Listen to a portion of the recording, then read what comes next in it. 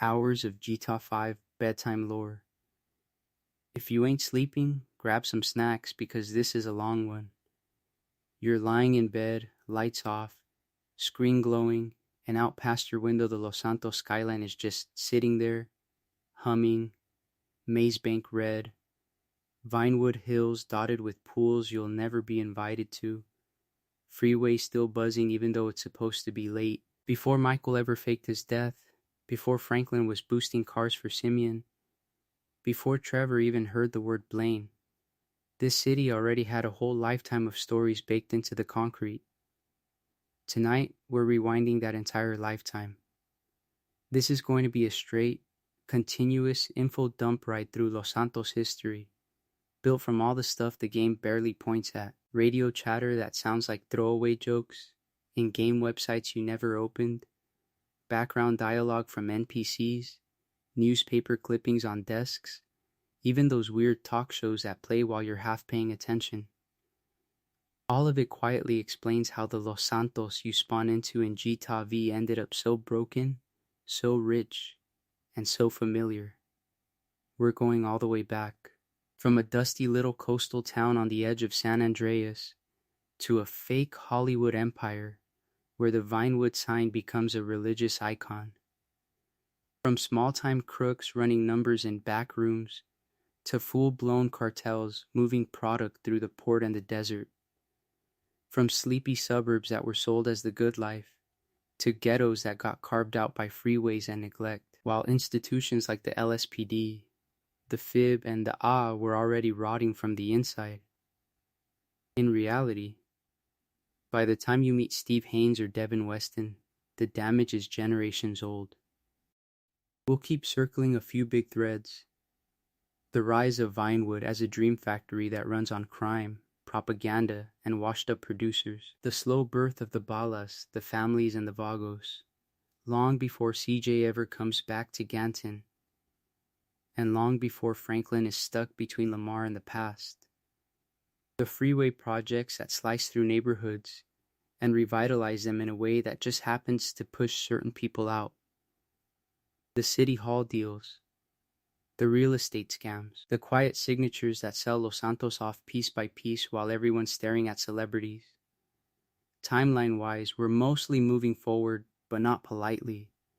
We'll jump around when it makes sense, tying in GTA, San Andreas events from the early 90s, scraps of dialogue from GTA V, in-game documents, radio lore, and those tiny background hints most players never notice. It's also revealed that a lot of what feels like random chaos in GGTTAV actually sits on top of very specific choices made decades earlier, and this would make a lot more sense in the context of that older Los Santos. So the tone's simple. I'm going to talk to you like someone who knows way too much GTA lore, whispering in your ear while you drift off. Minimal pauses, steady to fast pacing, and if you ain't sleeping, yeah, grab some snacks, because we're about to keep going for a while. And now, picture this. We pull the camera back from the modern skyline. The lights dim, the traffic noise fades, the freeways unbuild themselves, the Vinewood sign disappears, the towers shrink into little stucco buildings, then into dirt roads, until we're standing on the same coastline a century ago, staring at a place that doesn't even know it's Los Santos yet. So right now, if you ain't sleeping, you're standing on a sun-baked strip of southern San Andreas that barely counts as a town. No freeways, no Maze Bank Tower, just heat haze, scrub, and an ocean that looks way too calm for what's coming. Behind you, the hills that will become Vinewood are just rolling. Dusty ridges with a few twisted oaks and cattle trails scratched into the dirt. No sign, no studios, just ranch hands swearing in Spanish and English, driving half-starved herds across land that nobody's really mapped. Down the coast, the future port of Los Santos is just a sleepy, shallow bay where a couple of wooden piers creak in the tide, and the closest thing to a container ship is a fishing boat that might not make it back. The whole area feels like the edge of the world. You've got scattered ranches instead of endless suburbs, adobe houses and clapboard shacks instead of gated communities, and at night the brightest light is a lantern in some cantina that doubles as a church, a courthouse, and a place to get stabbed. It's believed that early on, the vibe is this weird blend of Spanish and Mexican influence, cattle culture, and frontier improvisation, where land is cheap, law is loose, and the idea of a massive city here sounds like a drunk story told around a campfire. But the land is quietly doing the sales pitch. Inland, the soil is surprisingly fertile if you can drag water to it, which explains why early ranchos and farms start popping up in the valleys that will later be boxed in by freeways and cul-de-sacs. Along the bay, the natural curve of the coast suggests a perfect spot for a real harbor if someone throws enough money and dynamite at it. And the climate, warm, dry, and gentle enough that rich people from colder, uglier places start visiting and thinking, yeah, I could retire here and pretend I'm important. That's when the speculators show up.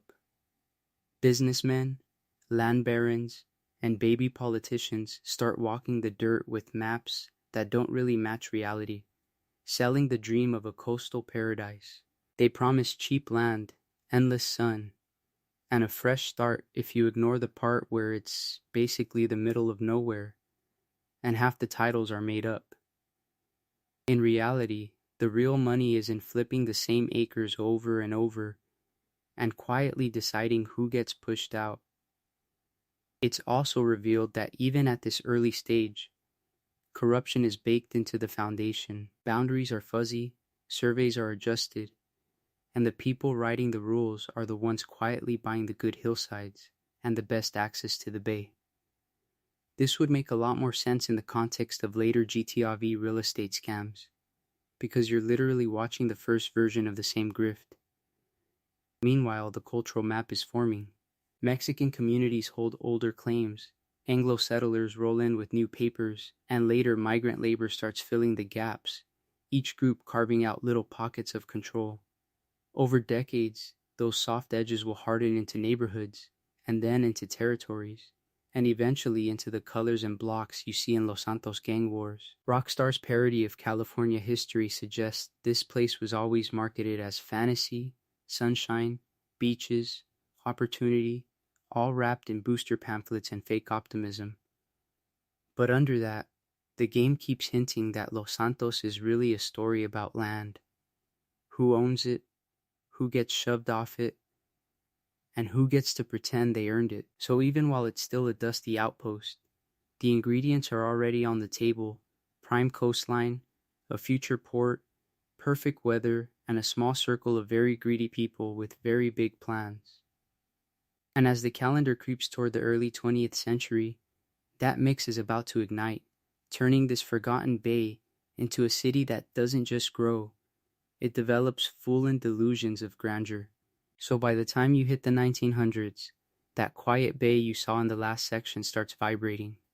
Trains are rolling in, dirt roads are getting scraped into actual routes, and Los Santos goes from end-of-the-line fishing town to, hey, you can actually get here on purpose. If you ain't sleeping yet, this is where the map you know in GTAV really starts to appear in outline. Rail is first. A main line punches in from the north and east, tying Los Santos into the rest of San Andreas. Wherever the tracks stop, little towns pop up. A depot that looks a lot like where the modern Alburo Heights yards sit. A cluster of warehouses that foreshadows today's Cypress Flats, and a growing maze of sidings down by the water that will eventually become the docks you drive through on heist setups. The simple rule is, where the trains go, money goes, and where money goes, people follow. Then you get the roads. Early highways and interurban routes start clawing their way out from the old plaza toward the coast and the flatlands to the south. It's believed that these crooked little routes are the grandparents of the big freeways that, later on, will slice right through neighborhoods like Strawberry and La Mesa. City Hall doesn't know about car culture yet, but they're already laying out long straight corridors that scream future on-ramp. This would make a lot more sense in the context of what happens mid-century, when those lines become concrete trenches. Developers smell opportunity. Farmland on the basin floor gets chopped into neat little rectangles and sold as modern living to clerks, small business owners, and anyone tired of cramped, smoky cities back east. Ads promise clean air, sun, and a fresh start, which in reality just means you're one good drought away from panic. These early tracks are the ancestors of places like Mirror Park and the quieter bits of East Vinewood, where the grid is too regular to be old and too small to be truly suburban. Class divides show up fast. The people with money start buying into the hills and along the higher coastal bluffs, chasing views and distance from the rail smoke and slaughterhouses. That's the Dina of Vinewood Hills and the rich ridgeline above the city. Working class families, immigrants, and dock labor get pushed toward the flats near the tracks and the tidal marshes that will harden into the port of Los Santos and industrial South Los Santos. You can still feel that when Franklin is driving past smokestacks and cranes to visit Aunt Denise. Industry follows the same pattern. Small factories, canneries, and warehouses stack up along the tracks and waterfront, turning what used to be fields into something that looks suspiciously like present-day Banning and Elysian Island. At the same time, a few weirdos start using the sunlight for something else. Little theaters, Nickelodeons, and fly-by-night studios setting up cheap stages on the edge of town. It's also revealed that early city boosters pull stunts, parades, and fake cowboy shows to sell the region as a giant movie backdrop, long before anyone calls it Vinewood. City Hall is right in the middle of it. Zoning gets written not as a neutral plan, but as a map of who should live where. Industrial belts and cheap housing are steered south and east, while the hills and nicer coastal strips get protected for residential character. That language explains why, even in Gita V, you can drive from the golf club and gated community straight down into South Los Santos in a couple of minutes and feel like you crossed worlds. By the end of this early boom, Los Santos isn't a sleepy outpost anymore. It's a fast-growing, badly planned, and very confident city. The rails and roads have drawn the outline, the real estate hype has filled it with people, and the class lines are already baked into the streets. All it needs now is one last accelerant, a full-blown dream factory in the hills, where those tiny studios turn into an industry powerful enough to rewrite the city's identity, and eventually, to script half the crimes you commit on its streets. That dream factory in the hills finally shows up, and it gets a name: Vinewood. A cluster of dusty backlots, cramped sound stages, and a few rich people's mansions clinging to the hillsides suddenly rebrands Los Santos. It's not a port and farm town anymore. It's the place where fake stories make real money. Early Vinewood is janky. Studios are basically wooden sheds with painted streets, cardboard skylines, and prop cars with no engines. Producers figure out that the San Andreas sun almost never stops shining, which means you can shoot year-round, pay crews less, and crank out silent-era melodramas and slapstick comedies faster than anyone back east. One week you're filming a western, next week it's a war movie. Just swap the backdrop and keep rolling. If you ain't sleeping, you're shooting. Out of that chaos, the symbol shows up. The Vinewood sign. Huge white letters hammered into the hillside, visible from half the basin. On paper, it's just advertising land and movies. In reality, it's propaganda. It tells every bored kid in the Midwest and every broke immigrant landing at Los Santos International that if they get here, they can make it. The hilltop mansions do the same thing. At night, those houses glow over the city like a threat and a promise. The game never has to spell it out. Just driving past a sign in GTAV explains what the city worships. But most people don't become stars. Most people become extras, waiters, drivers, or the person in the mascot suit outside a theater. It's believed that for every one Vinewood success story, you get thousands of people working 3 jobs and sleeping in converted garages down the hill. That gap is baked into the map you play on. The money still changes everything. Studios need carpenters, electricians, stunt performers, makeup artists. Those workers need housing. Housing needs markets, bars, laundromats, motels. Whole neighborhoods start existing just to feed the Vinewood machine. You get costume shops that quietly rent to film sets by day and to robbers by night. Prop warehouses full of fake guns, which in Los Santos is just an invitation for real crime.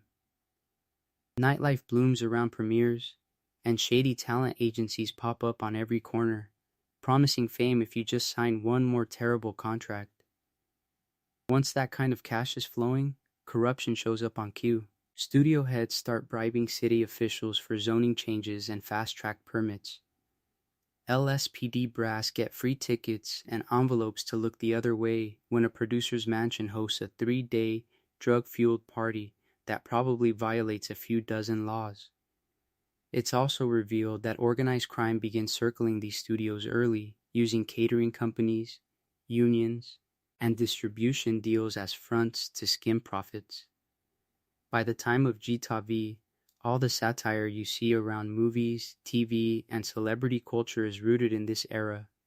Solomon Richards and Richards Majestic feel like relics from a time when the studio could make or break you with a phone call. Rocco Pelosi, sleazy agents, paparazzi like Beverly, and washed-up stars all sit on top of a system that was built to sell fantasy and chew people up. This would make a lot more sense in the context of how the city looks at night, glittering billboards for movies you'll never see, while the sidewalks below are full of people who tried and failed to get into those lights. And the class contrast is brutal. Up in Vinewood, you've got red carpets, champagne, and premieres at the Oriental and the 10-cent theater. Just downhill, you've got working class blocks and immigrant communities already grinding to survive, pushed closer together by rising rents around the studios. Those pressure lines are the same ones that, decades later, harden into gang territories for the families, the Balas, and the Vagos. So by the time Vinewood is fully up and running, Los Santos is already 2 cities at once. There's the glossy postcard skyline with the sign on the hill, and the rough expanding sprawl underneath that actually keeps it alive.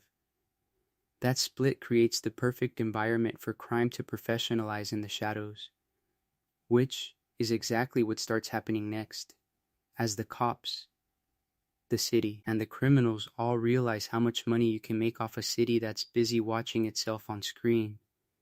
So once the cameras start rolling on the hill, the real show in Los Santos moves underground. While Vinewood sells the dream up top, the city's actual nightlife is getting carved into alleys, basements, and back rooms, where the lights are low and the doors only open if you know the right knock.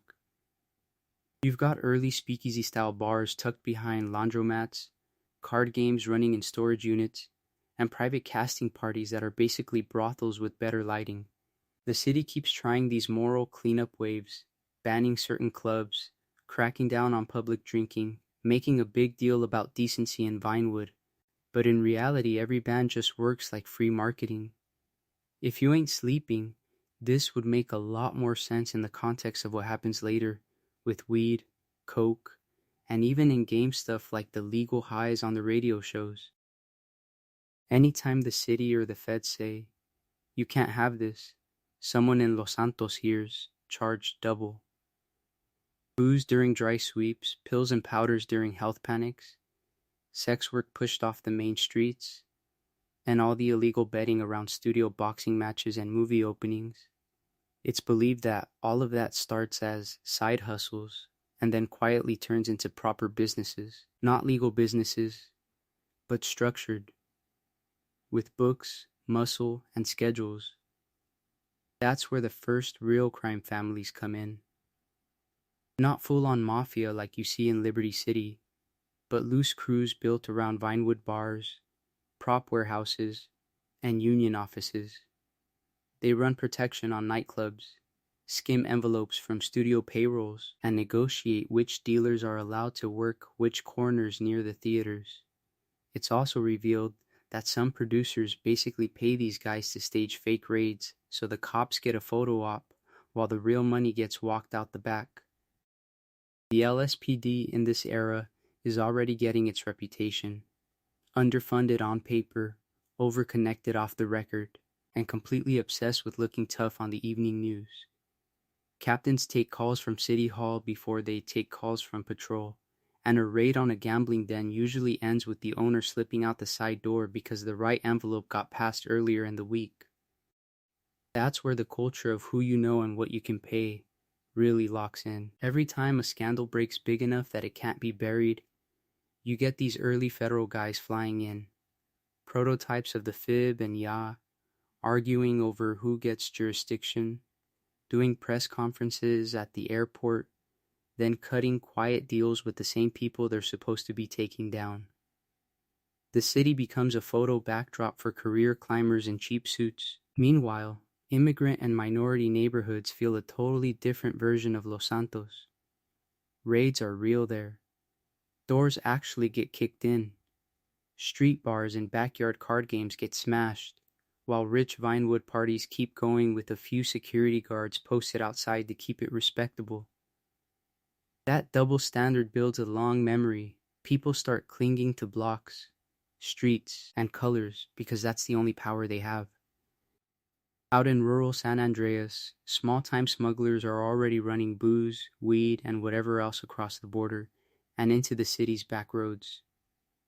Those routes look tiny now, just pickup trucks and fishing boats, but they're the skeleton of the supply lines that cartels will later fatten up with cocaine and meth. Los Santos slowly shifts from just having crime to hosting an industry. By the time this phase settles, crime isn't random anymore. It's structured, networked, and dressed in suits when it needs to be. The line between businessman, politician, and criminal gets blurrier every year, and the next wave is going to push that even further. Once serious cartel money and full-scale drug wars decide Los Santos is the perfect stage, and once the suits show up, you have to zoom out, because Los Santos doesn't live by itself. It's plugged into this huge, dusty bloodstream called San Andreas. If you ain't sleeping, picture the map at night. The city glow on the coast, then long stretches of black desert, tiny gas stations, and those two-lane highways that feel like they were built just so people could move things they aren't supposed to. Out past sandy shores, around Grapeseed, you get those dirt airstrips and half-legal landing fields. They start as crop dusting and mail drops, but in reality, they're perfect for anything that needs to appear and disappear without paperwork. Early on, smuggling is kind of small time. You've got bootleg liquor during dry spells, cheap guns, knockoff electronics, migrant labor getting walked through canyons before sunrise. Local sheriffs in Blaine County take envelopes to look the other way. And small-town politicians learn fast that a truck that never existed can still pay for their new boat. It's believed that a lot of those nameless desert motels and trailers you see in GTA V were built exactly for this kind of traffic, long before meth labs turned them into fire hazards. Over the decades, these aren't just random hustles anymore. Routes get tested, then standardized. People figure out which border fences are weakest, which canyons are safest, which deputies are hungriest. Safe houses pop up every couple of hours along the drive to Los Santos, and certain families, especially along the Mexican border, get reputations as the ones who can move anything anywhere. That's the quiet origin story of all those cartel-adjacent names you hear later, like the Madrazo family. While the desert is the back door, the port of Los Santos becomes the front gate. As shipping ramps up, the containers are the perfect magic trick. One box has toys, one has fruit, one has cocaine wrapped in plastic under a false floor. The cranes don't care. The docks turn into one of the most valuable crime assets in the region. because you can hide a fortune in a manifest that says miscellaneous auto parts. On the other side of the border, Mexican criminal organizations start clocking this. They're not the mega cartels yet, but they're powerful, regional groups that see Los Santos as a clean shot at the whole U.S. market. Hita's World keeps hinting at this. Radio stories about long-standing cartel wars, NPCs casually mentioning the Mexicans owning certain routes, Javier Madrazo in Hita V acting like his family has had Los Santos ties for generations. This would make a lot more sense in the context of these older networks quietly maturing in the background. Law enforcement responds in a very Los Santos way. The LSPD loves street-level busts because perp walks and seized drug photo ops look good on Weasel News. Federal agencies like the FIB and EA circle the bigger fish, sometimes cutting deals, sometimes letting shipments run because the intel is more valuable than the arrest. It's also revealed that a lot of careers get built on ongoing investigations that mysteriously never end. By mid-century, the city isn't just a place with crime. It's a node in an international pipeline, perfectly positioned for the drug boom that's about to hit. The highways, the port, the airstrips, the crooked cops, all of it is already in place. Next, those same routes are going to pump narcotics straight into specific neighborhoods. And that's when you start getting the modern gangs, turf wars, and the kind of police strategy that treats whole districts like war zones. Those routes don't just move drugs, they move power. And this is where Los Santos really locks in what kind of city it wants to be. You shift from street corners to city hall, and it's revealed that the people who are supposed to keep order are just learning how to tax the chaos. Mayors, council members, planning commissioners, they all figure out that zoning is basically a loot box. You want a new high-rise in Vinewood Hills? You want to bulldoze a block in South Los Santos for a freeway on-ramp? You don't argue policy, you cut a check. Developers, studio heads, even fake tech bros later on treat bribes like a line item, the same way they pay for catering or stunt insurance. City politics turns into a marketplace. A liquor license here, a construction permit there, a public works contract that always, somehow goes to the same three companies.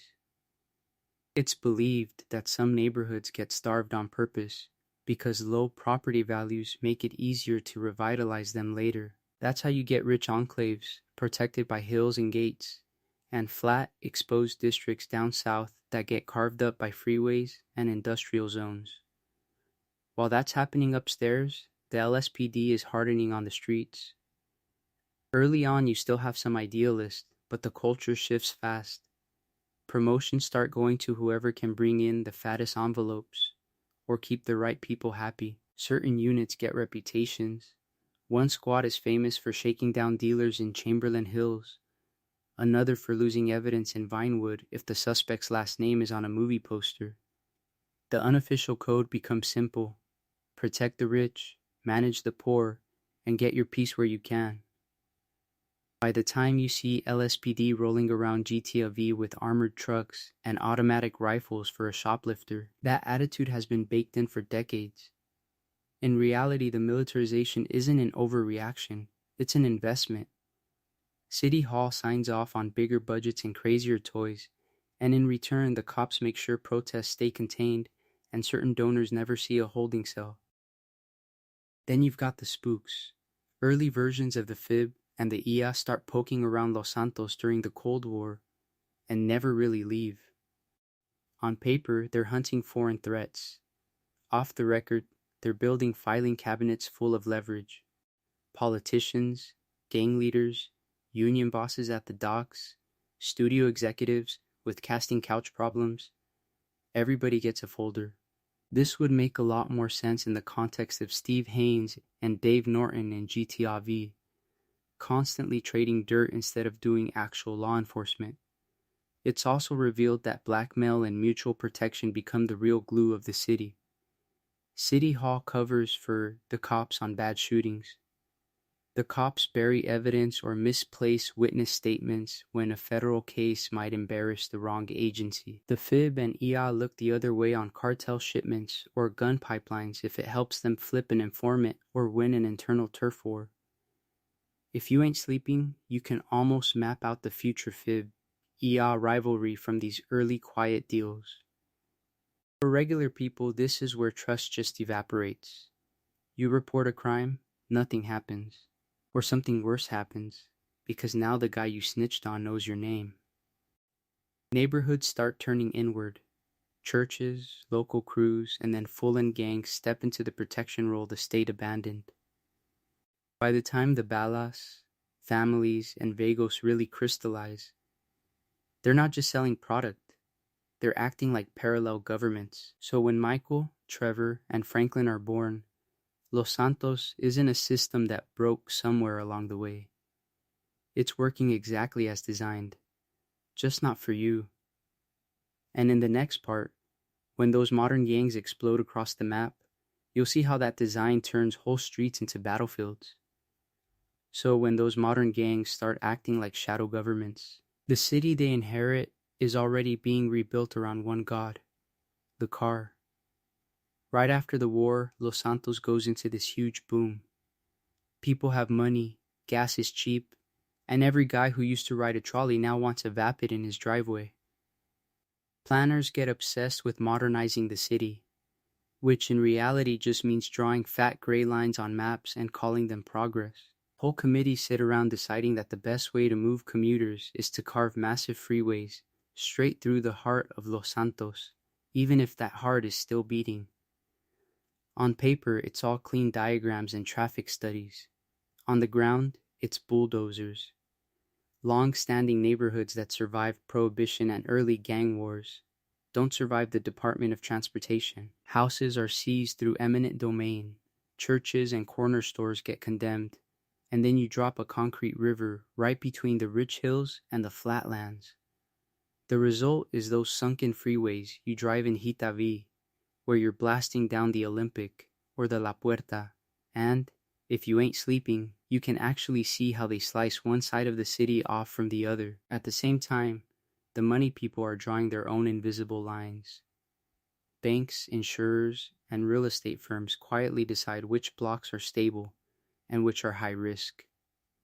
In Los Santos' satirical version of redlining, that risk just happens to track race, income, and whether your councilman golfs in Rockford Hills. Maps get colored, loans get denied, and it's believed that entire districts are written off decades before Franklin is born.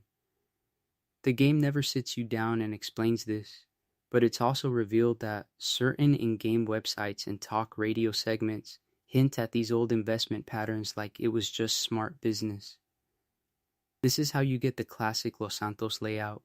Wealthier, wider suburbs keep spreading outward into places like Vinewood Hills and the Northern Canyons.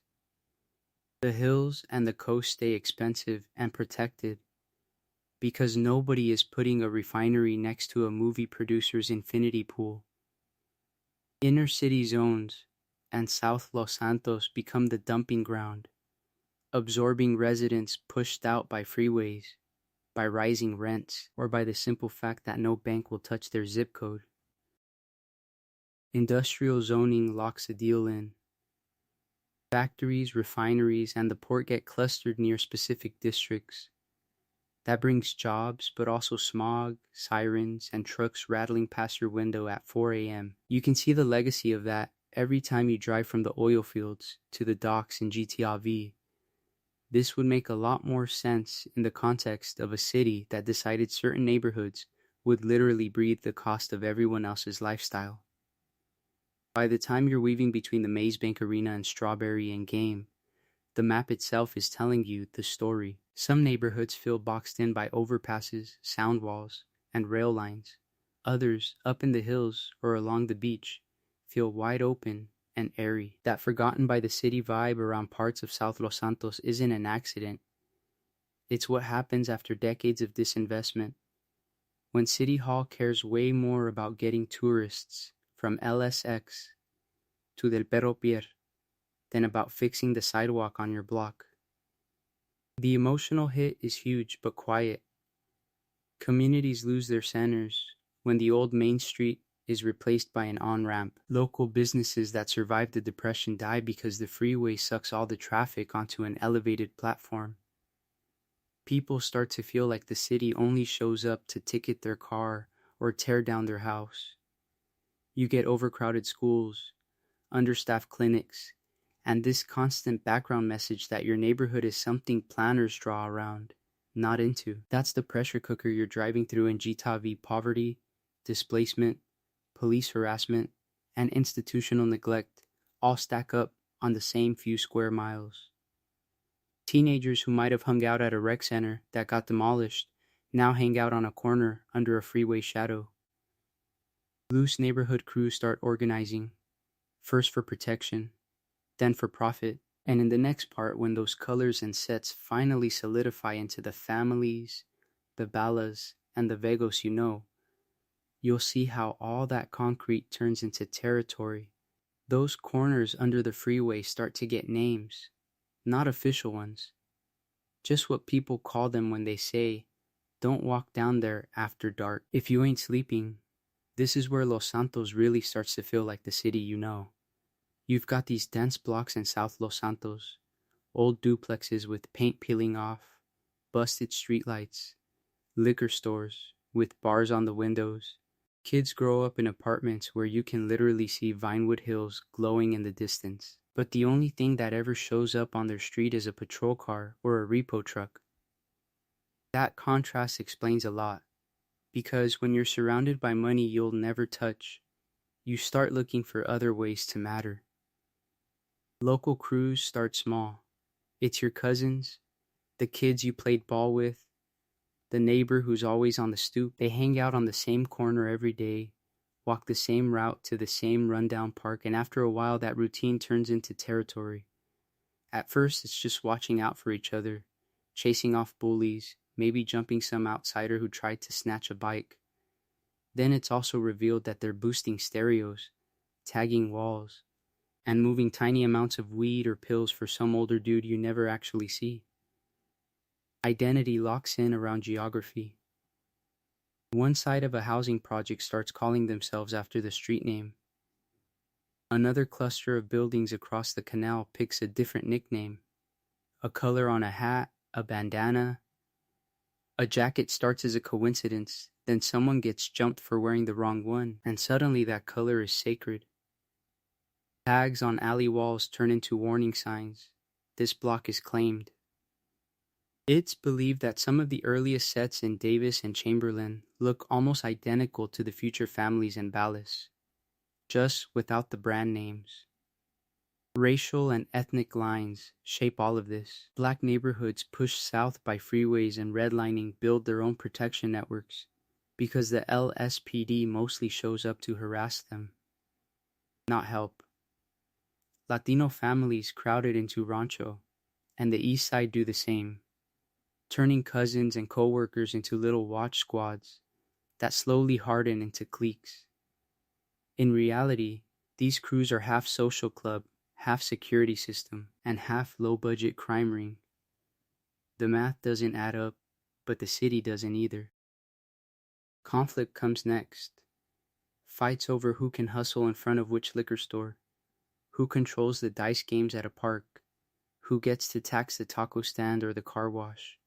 Someone throws a bottle, someone pulls a knife, then a gun. A scuffle over respect on a basketball court quietly turns into a years-long beef between two sets who live 3 blocks apart. This would make a lot more sense in the context of what you see later with Grove Street and the Ballas in Hita San Andreas, because it's basically the same script with cheaper weapons. Law enforcement doesn't calm it down. Big sweeps grab anyone standing outside in the wrong outfit. Cops and courts treat every teenager from certain zip codes like a future felon, and that prophecy kind of fulfills itself. Short stints in Bolingbroke or county jail turn petty thieves into guys who now know actual cartel middlemen. The news runs scary headlines about Los Santos super gangs, which accidentally makes the whole lifestyle look legendary to bored kids watching from cramped living rooms. By this point, you can see the silhouettes of the Ballas, the families, and the vagos without anyone saying those names yet. Purple, green, and yellow are floating around. Certain blocks are already no-go zones for certain faces. The city has basically incubated these street organizations. They know every alley, they've got loyal members, and they've proven they can move product on a small scale. All they're missing is a serious supply. And when the next wave of drugs hits Los Santos, and the cartel starts shopping for local partners, these half-formed crews are exactly the people who are going to pick up the phone. Grab some snacks, because when that call finally connects, the whole map of Los Santos gets redrawn in blood and money. That call connects in the late 20th century, right when Los Santos is filling itself. Nightclubs are packed from Del Perro to downtown, Vinewood Boulevard is glowing purple and neon, and everyone with a gold card or a fake ID is chasing a stronger high. The rock scene, the early electronic stuff, the Vinewood after parties, it all builds this hunger for harder, cleaner, more expensive powder. You've got Vinewood producers and washed-up actors snorting lines in the bathroom at the Richmond Hotel, and a few miles south, kids in Davis and Chamberlain Hills watching cheap weed and speed barely pay the rent. That contrast explains why cocaine hits so hard. It's glamorous up top and survival down below, and the cartels see a city that will pay at both ends of the freeway. By this point, the old smuggling routes are already in place. The docks at Puerto del Sol, the container yards down by Terminal, the airfields out in Blaine County, they've all moved contraband before. Now the cartels just upgrade the cargo. Bigger shipments, better logistics, more corrupt officials on the payroll. In reality, Los Santos turns into a major distribution hub, with product flowing in by ship and plane and leaking out through every gang-controlled block in South LS.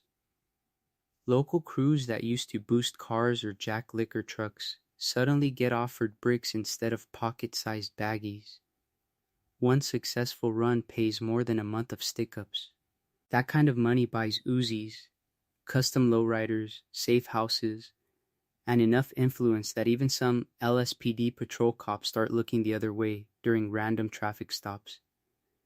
It's believed that this is when a lot of those unspoken turf lines you see in GTA V first get drawn. Because the stakes jump, the structure changes. Loose hangout crews harden into organizations. You start getting shot callers, lieutenants, runners, and lookouts. Corners, housing projects, freeway on-ramps, even specific alleys become non-negotiable property. If you ain't sleeping yet, this would make a lot more sense in the context of how Franklin talks about the set in GTA V. He's inheriting a world where every square foot has already been paid for in blood. Then crack shows up, cheaper, faster, more addictive, and perfectly tailored to neighborhoods already stressed by unemployment and over-policing. Families in Strawberry and Rancho get torn apart in real time, while a handful of dealers go from sleeping on couches to stacking cash in duffel bags. The irony is that the richer they get, the more visible they become, and that visibility pulls in the cops. The LSPD and federal agencies respond with a full-blown war on drugs. SWAT gear, no-knock raids, armored vehicles rolling through tiny cul-de-sacs, and sentencing laws that turn low-level runners into lifers. It's also revealed that this cycle, where prison becomes a networking event, is part of why the gangs in Guita, San Andreas already feels so entrenched by 1992. By the time you load into South Los Santos and Gitafe, the damage is baked in.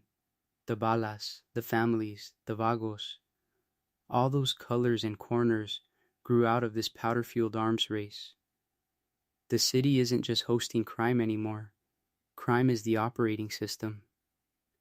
And in the next part, we'll break down how each of those names actually crystallizes into the factions you recognize on the map. So when people talk about purple taking over the map, they're talking about a very specific kind of Los Santos. You're not in Vinewood Hills up here. You're down in those blocks the city pretends don't exist until a news helicopter needs bro. The future Bala heartlands start as clusters of cheap housing projects and tired apartment rows along Davis, Chamberlain Hills, and Rancho. Long before Gitavi, this is where the factories closed, the jobs left, and the only thing that still showed up on time was the LSPD. You get stairwells that always smell like smoke, courtyards with busted swings, and long streets that only see city services when it's time for a raid. In reality, that neglect is what makes the territory valuable, because nobody's watching until it's way too late. At first, it's not the Ballas. It's little neighborhood crews, block names, and cliques that beef over corners and pride. During the late 80s and early 90s, one of those clusters starts linking up, absorbing smaller sets that like the idea of more backup and bigger guns. Old heads in-game mention this, and it's believed that what you see as different Bala sets in GTA V are basically the descendants of that merger. They pick purple as the uniform, partly to stand out from the family's green, and partly because walking 10 deep in matching colors sends a message without saying a word. Once the identity locks in, the business model follows. Early Ballas lean hard into street-level rock sales, working the project stairwells, liquor store parking lots, and bus stops. Corner dealers kick up to shot callers, and those guys are tied to mid-level suppliers, who are tied to cartel-connected distributors sitting in Vinewood condos you never see. The Ballas become the muscle and the storefront at the same time. They also shake down local shops for security, tax unlicensed hustlers, and aren't shy about torching a car or a hair salon if someone forgets to pay. Their reputation builds fast. Compared to the families, Ballas are seen as more ruthless, more willing to spray a whole block just to hit one guy.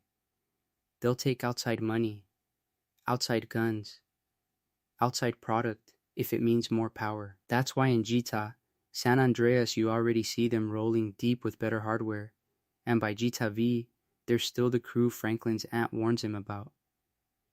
Law enforcement plays both sides of this. Some LSPD officers quietly use Bala lieutenants as informants or disposable attack dogs, feeding them tips on rival stashes. Others stage big sweeps through Bala blocks because it looks good on Weasel News. That mix of protection and pressure turns the projects into a pressure cooker, where every arrest or snitch rumor can start a mini-war. Culturally, purple becomes a lifestyle. You see it in the jerseys, fitted caps, bandanas, and the way Bala graffiti takes over alley walls and freeway underpasses. Their slang, their love of West Coast gangsta rap, the lowriders on Dayton rims, all of that turns membership into an identity kids grow up watching. If you ain't sleeping, you can walk through Davis in GTA V and literally read that history in the tags and murals. By the time you pull up as Franklin and see Ballas holding corners near Grove Street, it's also revealed that this feud has been going for decades. Every dead homie mural you pass is the price of that purple pride. And the wild part is, the stronger the Ballas get, the sharper their enemies have to define themselves in green. This would make a lot more sense in the context of how the families came together as the counterweight, which is exactly where we're heading next. So grab some snacks. So while the Ballas are painting the city purple, you start sliding into those little pockets of green on your map. Cul-de-sacs, dead-end streets, Grove Street, style loops where every house has the same busted fence and the same grandma yelling at kids to get off her lawn. These are the blocks that will turn into family strongholds, and if you ain't sleeping, you can almost feel how hard they're trying to hold on to normal life while the whole city falls apart around them. In reality, the families don't just pop up as one big, organized gang. You've got tiny neighborhood crews first, a couple blocks off Davis, a set near Roy Lowenstein, a cluster around Grove itself. They're cousins, school friends, dudes who played on the same busted basketball court before anybody picked up a gun.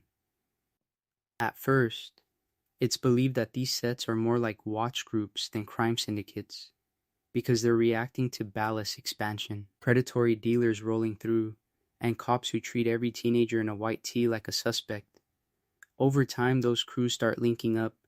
Somebody's brother is locked up with someone from another block. Somebody's cousin dates a girl on Grove. And stories start circulating about ballast rolling 4 cars deep through different neighborhoods. During this period, they start adopting the green hats, green bandanas, green jerseys. The color becomes shorthand for "I'm with them," even if them is still a loose collection of sets like Chamberlain, Forum, Carson, and of course, Grove Street families. The early family's identity is wrapped up in defense. Protect the auntie who still takes the bus at night. Make sure the local corner store isn't getting taxed by some outside crew. At first, they're trying to push hard drugs away from kids on their block. But after a while, the money's too big, and the city's too broke. You can defend your street with pride, or you can defend it with pride and a new car. That's how they get dragged into the same crack and gun economy the Ballas are already swimming in. The feud with the Ballas ramps up fast. Territory disputes over a single corner store turn into shootouts. A personal beef at a party becomes a drive-by the next week. By the time of Hictá San Andreas in 1992, it's also revealed that this isn't just about turf. Kids are being born into it. A Ballas kid and a family's kid can go to the same school and already be enemies because of something their uncles did 10 years before. LSPD pressure doesn't help. Over-policing slams families' neighborhoods with raids, stop and frisks, and long sentences for minor charges. The older, more cautious shot callers get taken off the board, and power slides into the hands of younger, more reckless members who grew up in the war and think shooting first is just standard procedure. By GTA V, when Franklin's running with Lamar, you're seeing the hangover from all of that. Grove Street's legendary status is still talked about, but the families are fractured into cliques that barely trust each other, while the Ballas and even other groups keep chipping away at what's left. The green flags, the slang, the music ties, the whole represent your set and your street code is still loud, but most people can't even tell you what the original argument was. It's just decades of momentum, pushed along by city hall deals and corporate decisions made far away from Davis. And while green and purple are stuck in that loop, another color is creeping up out west and down by the canals.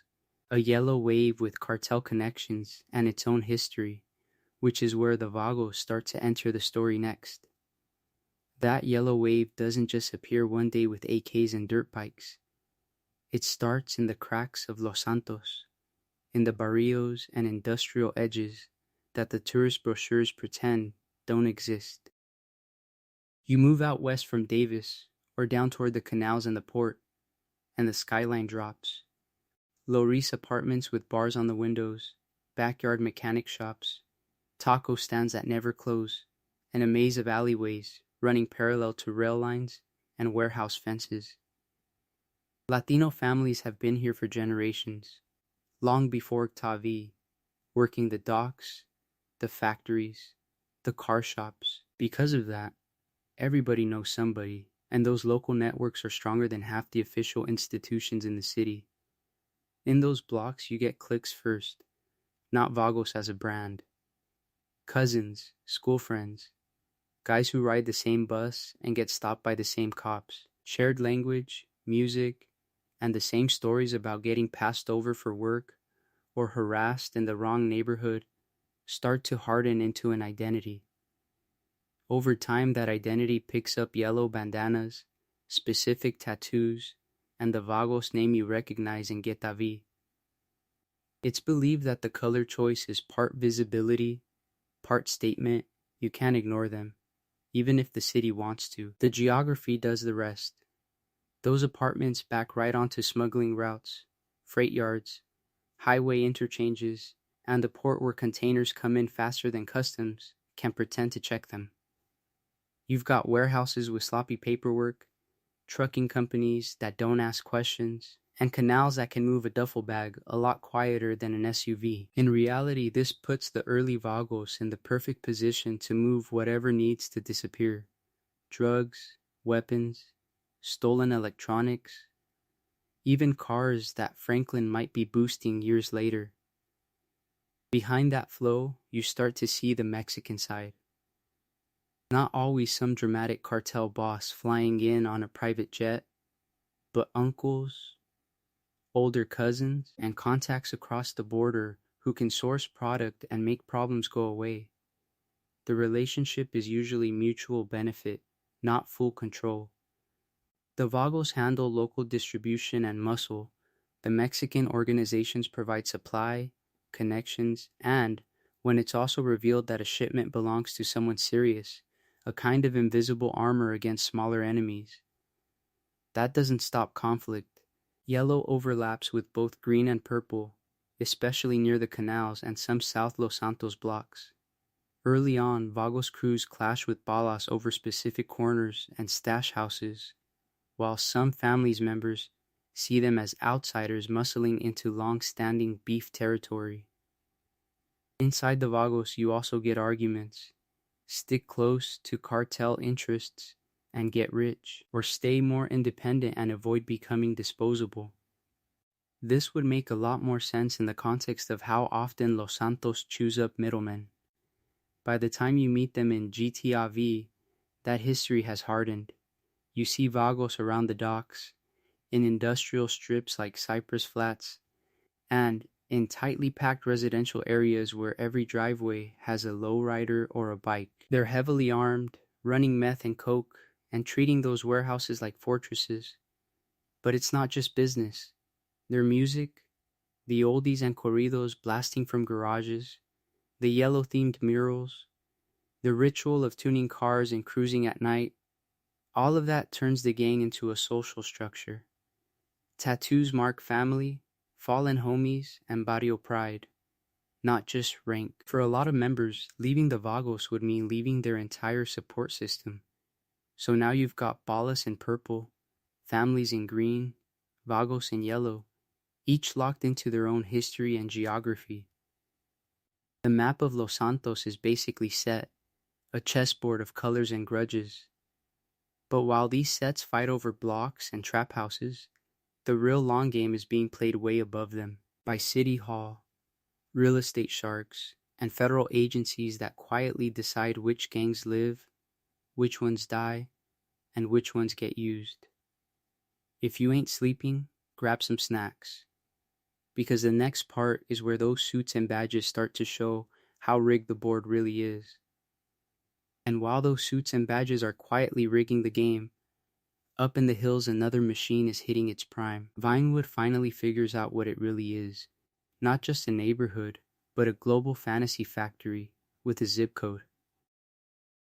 By this point, the studios are in full bloom. Richard's Majestic, Peak Vinewood, all these lots are cranking out blockbuster action flicks, prestige dramas, and trashy reality shows that turn Los Santos into a worldwide brand. Tourists don't just visit the city, they visit the idea of the city they saw on CN, and in those in-universe superhero movies that blow up half of downtown every summer. The money flow explains why this era feels different. Massive studio profits run through talent agencies, PR firms, image consultants, and luxury services that only exist because some actor needs a $20,000 dog therapist. Wealth gets concentrated in a few square miles of hills and gated streets, while the rest of LS fights over scraps. You get executives buying 10 houses they never live in, just to park money, while families in South Los Santos are doubling up in rundown apartments. But the golden light is sitting on top of a rotten core. Behind those studio gates, you've got the classic casting couch cycle, drug-fueled parties in the Vinewood Hills, and contracts that lock desperate actors into lifetime deals for almost no residuals. Careers are made or destroyed over one dinner, one handshake, or one rumor that a powerful producer decides to float. It's also revealed that guys like Rocco Pelosi thrive in this space because they understand that fear, debt, and blackmail work just as well as talent. Organized crime doesn't need to storm the studios. It just slips in through the service entrance. security companies with quiet gang ties, cartel suppliers keeping the party stocked, and fixers collecting blackmail material on celebrities so they can be leaned on later. Money laundering runs through movie budgets, fake production companies, and consulting fees that never actually buy anything except clean cash. In reality, a lot of those glamorous premieres are basically very expensive fronts. The real power move is media control. Studios and networks shape how crime, gangs, and politics look on screen, usually demonizing the same neighborhoods their execs are quietly buying up through shell companies. A boss or family set becomes a punchline on a sitcom, while the land under them is being lined up for the next luxury condo project. This would make a lot more sense in the context of how you see Life Invader and Kent talk about Los Santos in GTA. By the time you meet shallow Vinewood celebrities, sleazy agents, and corrupt producers in-game, it's believed that this behavior has been normalized for decades. The culture glamorizes excess and violence, pushes property values through the roof, and widens the gap between Vinewood fantasy and day-to-day life in South LS.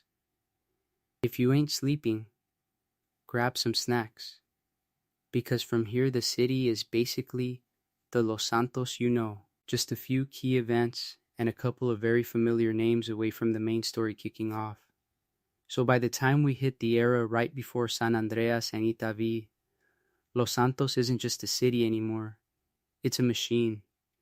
It runs on land speculation, freeway concrete, and broken promises, with Vinewood on the billboard and a gun pointed at everything off screen. You've got a place that was literally carved up by developers, then sliced again by freeways and redlining.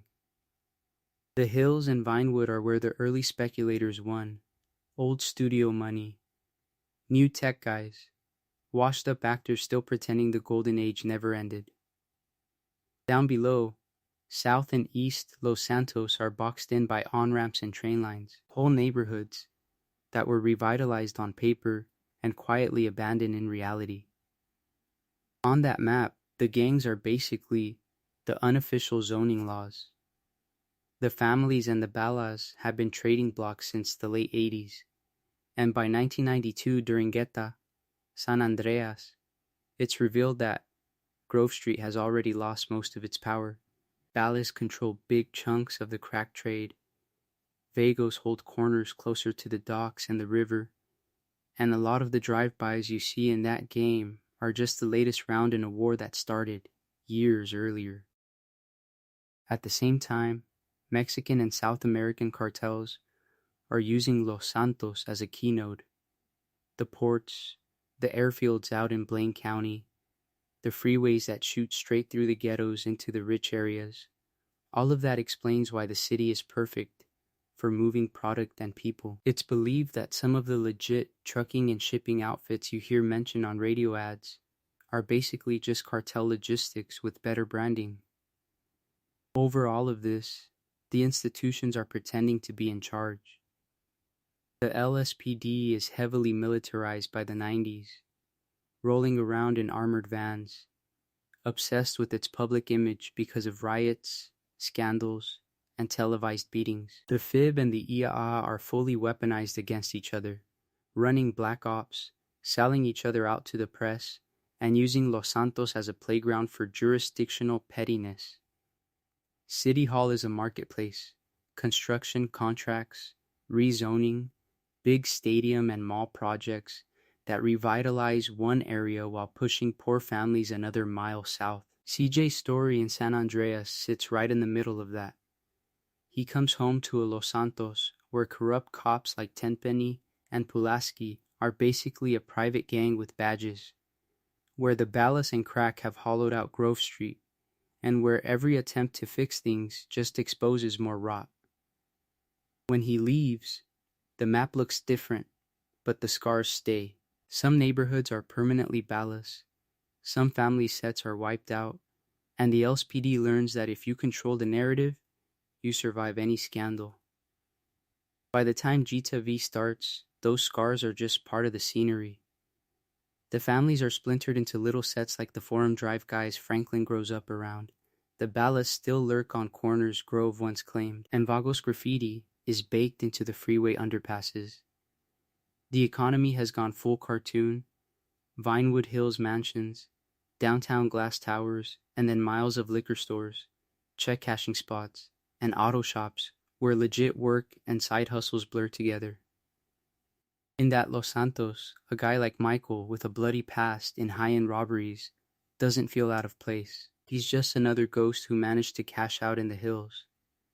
Franklin's stuck one step from the gangs, doing repo work that's basically legal carjacking because real opportunity never made it past the freeway. Trevor smuggling and meth operation out in the county plugs straight into the same routes the old cartels built, just with more chaos and fewer rules. This would make a lot more sense in the context of what actually happens between 1992 and 2013, and we're about to get into that. The quiet gang wars, the high-profile busts, the Vinewood scandals, the dirty fib deals that rewrite people's lives. If you ain't sleeping, grab some snacks, because next we start stitching in the exact pre-GTA V timeline and the personal histories of Michael, Franklin, and Trevor. And that's where the city stops being background and starts feeling like a loaded gun aimed right at everyone you meet. Before we get to Michael, Franklin, and Trevor, you kind of have to understand the concrete skeleton they're all running around on. After World War II, Los Santos explodes. Cheap gas, cheap land, and this shiny San Andreas dream that everybody's going to have a car, a driveway, and a weekend cruise up the coast. City planners look at that and start sketching a massive freeway web, because on paper that's how you keep the dream moving instead of choking in traffic. They sell the Del Perro Freeway, the Olympic Freeway, the La Puerta Freeway as pure progress. Shorter commutes into downtown, sweeping views of the skyline, easier access to Vespucci Beach and the ports. The brochures show happy families and convertibles, not bulldozers. But the routes are not random. Every line on those maps is a political decision, and it's believed that the people drawing them know exactly which neighborhoods they're cutting through and which hills they're going to quietly drive around. So you get this classic Los Santos story.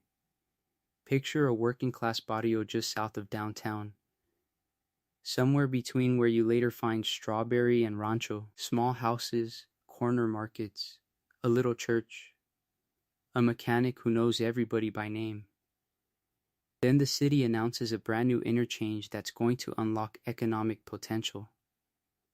In reality, it unlocks a wave of eviction letters. Families get bought out for insultingly low offers. The businesses don't get relocation help, and within a few months, that tight-knit grid of streets is a pile of rubble and survey flags. By the time the concrete sets, what used to be a neighborhood is now a tangle of looping on-ramps and sound walls. You can still see this logic in GTA V when you drive past those dead-end streets that just slam into freeway barriers. It's also revealed that the nice parts of town have way more leverage. Vinewood Hills and Rockford Hills homeowners throw around lawyers, lobbyists, and donations, pushing the big freeways away from their backyards. They keep their quiet cul-de-sacs and property values, while the noise, smog, and constant sirens get dumped on the flatlands that later turn into gang turf. Over time, the freeway grid literally walls off South Los Santos from the wealthier north. Crossing under the Olympic or over La Puerta stops feeling like a normal drive and starts feeling like you're entering somebody else's world. That concrete border feeds resentment, but it also builds a local identity. If you ain't sleeping, you can hear it in the radio callers who talk about up there and down here like they're different countries. Early car culture grows right inside that divide. Lowriders in Strawberry and Rancho turn bouncing along under the overpasses into an art form, while muscle cars in Vespucci and Del Perro treat the Del Perro freeway like a private racetrack at 2 a.m. The same ramps that let kids race for clout also give stick-up crews and future heist teams a fast escape route, which would make a lot more sense in the context of how easy it is to vanish onto an on-ramp after a robbery. The ports and industrial zones get their own special cloverleafs and connectors, so freight trucks can move nonstop between docks and warehouses without touching surface streets. That setup is perfect for more than just legal cargo. It quietly helps organized crime push drugs, weapons, and stolen goods across the city, almost invisible, because nobody's checking every container on the La Puerta. By the late 20th century, the map of Los Santos is basically locked. Rich on the hills and the postcard coastline, poor in the flatlands and underpasses, everyone stitched together by these concrete rivers that pretend to connect the city while keeping people apart. And those carved up neighborhoods, those borders and dead ends, are exactly where the modern Los Santos gangs are about to take root and turn the freeway shadows into their home field. Those freeway shadows turn into borders, and once the borders are drawn, people start deciding which side they want to live on. During the 1950s and 60s, Los Santos gets hit with that classic post-war combo: GI Bill money, cheap mortgages, and a whole lot of advertising telling you the good life is not in the city anymore. If you ain't sleeping, picture it: guys back from wars, VA loans in their pocket looking at little bungalows in central Los Santos, and then some developer waves a glossy flyer for Morningwood or Pacific Bluffs. Same price, better schools, free parking, no smog, and, very quietly, fewer Black and Latino neighbors. That's the sales pitch hiding under all the palm trees and smiling kids. So the great Los Santos shuffle begins. White, middle-class families start bailing out of places near downtown and South Los Santos, driving up into the hills or out toward the northern edges, where cul-de-sacs curl like question marks and every house looks copy-pasted. You get HOAs writing 10-page rulebooks about lawn height and mailbox color, and shopping plazas with the same chain burger spots, drugstores, and big parking lots that never feel quite full. All of it is marketed as safe, clean, and far away from the problems of the inner city, which is a very polite way of saying far away from poor people of color. In reality, the problems don't vanish, they just get concentrated. It's also revealed that banks and insurance companies in Los Santos are quietly redlining whole chunks of the map, drawing literal red boxes around neighborhoods like Strawberry, Chamberlain Hills, and Rancho. If your address is inside the box, you don't get the same loans. You pay more, or you just get denied. That explains why Black and Latino families are basically locked out of the new suburbs and stuck in older housing stock, where landlords stop fixing things and investors stop caring. Property values stall, then slide, and once that happens, the dominoes start falling. Wealthier residents leave, then businesses follow them. Tax revenue drops, schools get worse, parks don't get maintained, and public services show up late, if at all. The new money moving in isn't tech startups or movie offices, it's liquor stores, pawn shops, payday lenders, and a few cash-only spots that don't ask questions about where your income comes from. This would make a lot more sense in the context of the LSPD's priorities too, because while all this is happening, the cops change how they show up. In the suburbs, patrol cars cruise slow, wave at dog walkers, and write tickets for rolling stop signs. Back in the inner city, you get jump outs, helicopters at night, and raids that feel less like protect and serve, and more like an occupying army doing laps. It's believed that this split policing style tells everyone exactly whose property is being protected. Culturally, the city starts to fork. Suburban kids grow up on Vinewood movies, imported fashion, and radio stations that pretend Los Santos is just another glamorous postcard. Kids in Strawberry or Rancho are building their own thing: slang, low-budget mixtapes, custom jackets, and block party reputations that actually matter more than some distant film premiere. With fewer legit jobs and a lot of territorial pride, small neighborhood crews form almost by default. First it's protection, then it's side hustles, then it's grudges. A few colors, a few streets, and suddenly You've got the early Dina of what will become the families and the Balas. Grab some snacks, because those little crews are about to turn Los Santos into two different cities. One still selling the dream, and one surviving the nightmare the dream left behind. And that's exactly where the first real gangs step onto the map. Those little crews in South Los Santos start out almost harmless compared to what you see in Jitavi. Late 70s, early 80s, you've basically got neighborhood cliques. Kids who grew up on the same block, hanging at the same liquor store, same basketball court, rolling together for parties, protection, and tiny hustles like boosting stereos or moving a little weed. It's believed that a lot of them didn't even think of themselves as gangs yet. They were just from here, not from there. During this period, identity is still soft, but it's already forming. You start getting colors and little rituals because people want to show who they're with before anyone even says a word. Green hats, green bandanas, green jerseys show up around certain cul-de-sacs and housing projects that will later be known as Family's Turf. A few blocks over, purple jackets, purple shoelaces, and purple spray paint start clustering around future Bala corners. Hand signs, nicknames, and walls covered in tags turn random concrete into a map. If you ain't sleeping, you can literally read which street belongs to who just by walking past the alley. In reality, the city around them is collapsing. Deindustrialization hits, jobs leave, and the people who can afford to move to the Vinewood Hills or the eastern suburbs do exactly that. What's left in South LS is unemployment, cut school budgets, and landlords who stopped caring. When harder drugs start flowing in after the late 70s party era, the same corners that used to be about house parties suddenly have real money attached. Fistfights over who disrespected whose block turn into shootouts because someone doesn't want to lose a profitable spot. Out of those loose cliques, the family's identity starts to solidify.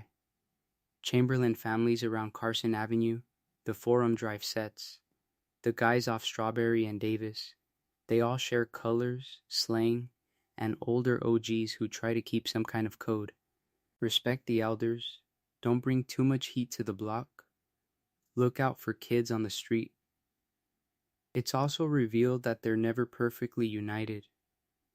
One family set can hate another almost as much as they hate the Ballas if money or pride is involved. This would make a lot more sense in the context of how fragmented South LS power has always been. The Ballas go the other way. They're more willing to centralize, to act like one big purple machine instead of a bunch of cousins who barely get along. They link up faster with outside suppliers. They're quicker to move into a building if they smell profit, and they don't mind using extreme violence to clear out a corner. Apartment complexes, strip malls, and gas stations near freeway exits become prime real estate. If a purple car posts up there long enough, that's a Bala block now.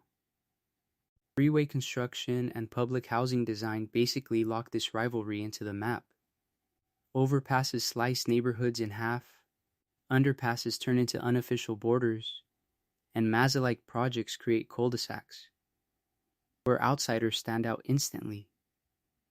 Certain basketball courts are safe only if you're wearing green, while one wrong color on the wrong side of an underpass can get you stomped or worse.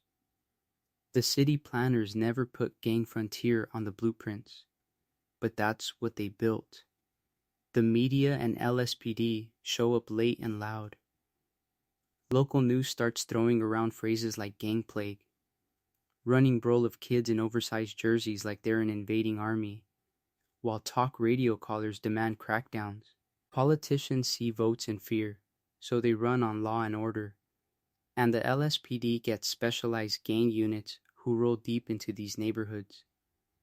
Those units are supposed to calm things down, but residents talk about harassment, raids that hit the wrong apartment, and cops who treat every teenager in green or purple as a future suspect. Every new arrest, every sensational headline just hardens the lines.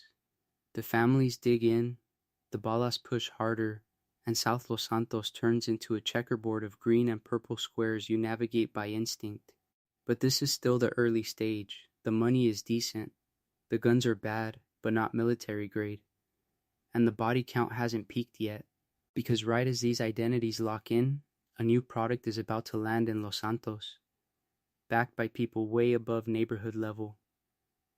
And once rock hits the corners, those half-organized street crews you've been watching are going to turn into full-blown war machines, plugged straight into cartel pipelines that don't care what color your bandana is as long as you keep the profits flowing. And this is where Los Santos really changes flavor. Up to now you've had weed, a little powder, some hustling on the side. But in the early to mid-1980s, while Vinewood producers are doing lines off glass coffee tables in the hills, something cheaper, harsher, and way more portable starts cooking up in the flats. Cocaine is already a status symbol for the Vinewood and Rockford Hills crowd. The kind of thing actors and agents brag about while pretending they're networking. Down in Strawberry, Rancho, Davis, you don't get invited to those parties. You get the leftovers. Rock turned into little smokable crystals that hit hard, hit fast, and hook people even faster. It's believed that once the first batches of crack show up in South Los Santos, the whole economy of the street flips in a couple of months. The pipeline behind it is not neighborhood level at all. Mexican and South American cartels are already using San Andreas' geography like a buffet. You've got the port of Los Santos, half-watched airstrips out in Blaine County, and desert backroads that nobody in the LSPD wants to patrol after dark because the paperwork is annoying. In reality, Los Santos becomes a perfect distribution hub, giant city, lots of diversity, and a ready-made map of small gangs who already know how to move product door to door. The Balas are the first big local crew to really understand what that means. They move fast to lock down corners, parking lots, even the space outside rundown liquor stores, and they start cutting deals with outside suppliers who can keep the rocks coming. It's also revealed that they don't just fight for territory, they poach talent. Dealers in families' territory get quiet offers, more product, better prices, maybe a gun or two if they're willing to flip colors. For a kid who's never had a bank account, that purple looks pretty tempting. Inside the families, that money tears at the structure. Some OGs still see themselves as community soldiers, trying to keep things smaller, closer to home, not turning every block into a trap. Others are looking at ballast chains and new cars, and asking why they're getting left behind. That split explains why, during this era, the families start to feel less coordinated just as the Balas get more organized and more plugged into cartel supply. On the ground, the human cost is brutal. Whole blocks in Strawberry and Rancho turn into open-air markets. Addicts wander between burned-out houses. Kids walk past dealers on their way to school, and gunshots become a kind of background noise you only notice when they stop. If you ain't sleeping, you can picture this like an early version of the Grove Street you see in San Andreas, just with even less control. LSPD and the feds respond with what they call a war on drugs. You get new task forces, harsher sentencing, and a lot of press conferences. This would make a lot more sense in the context of public safety if the big suppliers weren't safely tucked behind shell companies and offshore accounts while low-level runners fill up the county jails. The same city that can't fix potholes suddenly has money for armored vans. Crack cash doesn't just stay in the hood either. On one side you've got flashy cars, custom rims, jewelry, and military-grade weapons showing up on streets that still have broken streetlights. On the other side, laundered money is quietly buying little strip malls, warehouses near the docks, and even a bit of political influence in nicer zip codes that pretend they don't know where the funds came from. By the time you roll into the early 1990s, the map is set. The Balas and families are richer, angrier, and more heavily armed. The cartels are dug in, and Los Santos has a reputation that's not going away.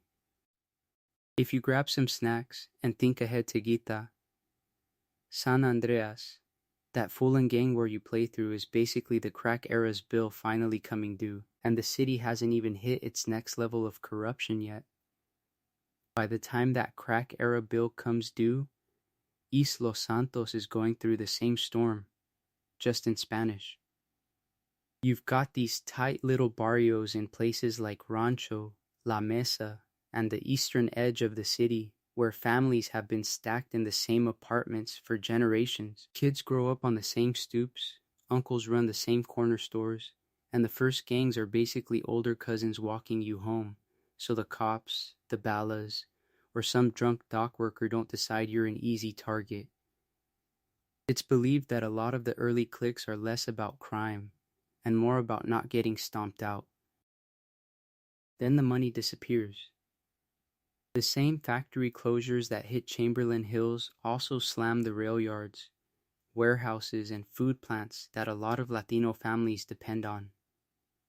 Dads on part-time, moms cleaning Vinewood houses, 6 people are sleeping in a 1-bedroom in Rancho, and suddenly that cousin who's doing runs to Blaine County is the only one bringing in real cash. In reality, the drug wave doesn't care what language you speak.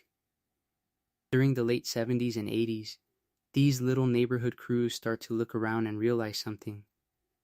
The ballas and families have colors, names, and numbers. They can call in backup from 3 blocks away. Your tiny block gang in yellow tank tops can't do that. So cliques start aligning, slowly under one banner that people actually fear when they hear it. That's where the modern Vagos identity starts to harden. Yellow colors, specific tags, and tattoos that turn a random kid from La Mesa into someone LSPD will actually write a report about. They carve out a niche in the cracks of the city. Not always flashy main streets, but the backs of apartment complexes, dead-end alleys behind liquor stores, and those industrial back streets near the river where nobody asks why a truck shows up at 3 a.m. The Vagos are especially strong in mid-level distribution. They're not the cartel, but they're the guys who get a crate broken down into baggies. It's also revealed that they're tied into weapons trafficking and stolen car rings, feeding parts into chop shops from Cypress Flats to Murrieta Heights. Their real leverage comes from blood, not just colors. Cousins in Mexico, old neighbors who move south, and smugglers who know every dirt strip between Sandy Shores and the border give them a pipeline. They use rural highways, little airstrips, and fishing boats, which means they don't have to beg the ballas or families for product. This would make a lot more sense in the context of that 3-way tension you see in GTA V, where the Vagos can walk away from a deal because they've always got another truck coming. That independence makes their relationships messy. Sometimes they're rolling with bala sets against the families. Sometimes they're shooting it out in an alley because someone tagged the wrong wall. And sometimes everyone quietly agrees not to turn a good money corner into a war zone. If you ain't sleeping, you can picture a map where half the lines are drawn in bullets and the other half in phone calls. The outside world doesn't really get this. Talk radio and Weasel News just say Latino gangs like it's one big blob. But inside the barrios, it's way more complicated. You've got kids who join because their older brother did, guys trying to phase out before they have a kid, and people who never bang at all but still get caught in drive-by crossfire. By the early 90s, Los Santos isn't just ballas versus families anymore. It's a crowded chessboard, and the Vagos are quietly moving into pieces that are going to matter a lot when the San Andreas era really kicks off. If you grab some snacks and keep going, that 3-way tension is about to explode into the kind of open warfare CJ walks into years later. And while those gangs are lighting each other up in alleys and cul-de-sacs, the real war for Los Santos is being fought somewhere a lot quieter. You've got guys in tailored suits downtown, sitting in air-conditioned offices, trading favors over lunch instead of bullets over corners. And they shape way more of the map than any drive-by ever will. City Hall in Los Santos basically runs on a revolving door system. A developer bankrolls a mayoral campaign. That mayor wins on some clean up the streets slogan, And suddenly that same developers getting zoning changes, building permits, and city contracts for a new stadium or waterfront promenade. It's believed that half the skyline you see in Vinewood and downtown only exists because someone wrote a check at the right fundraiser during an election year. You'll notice this pattern if you ain't sleeping during those in-game radio segments.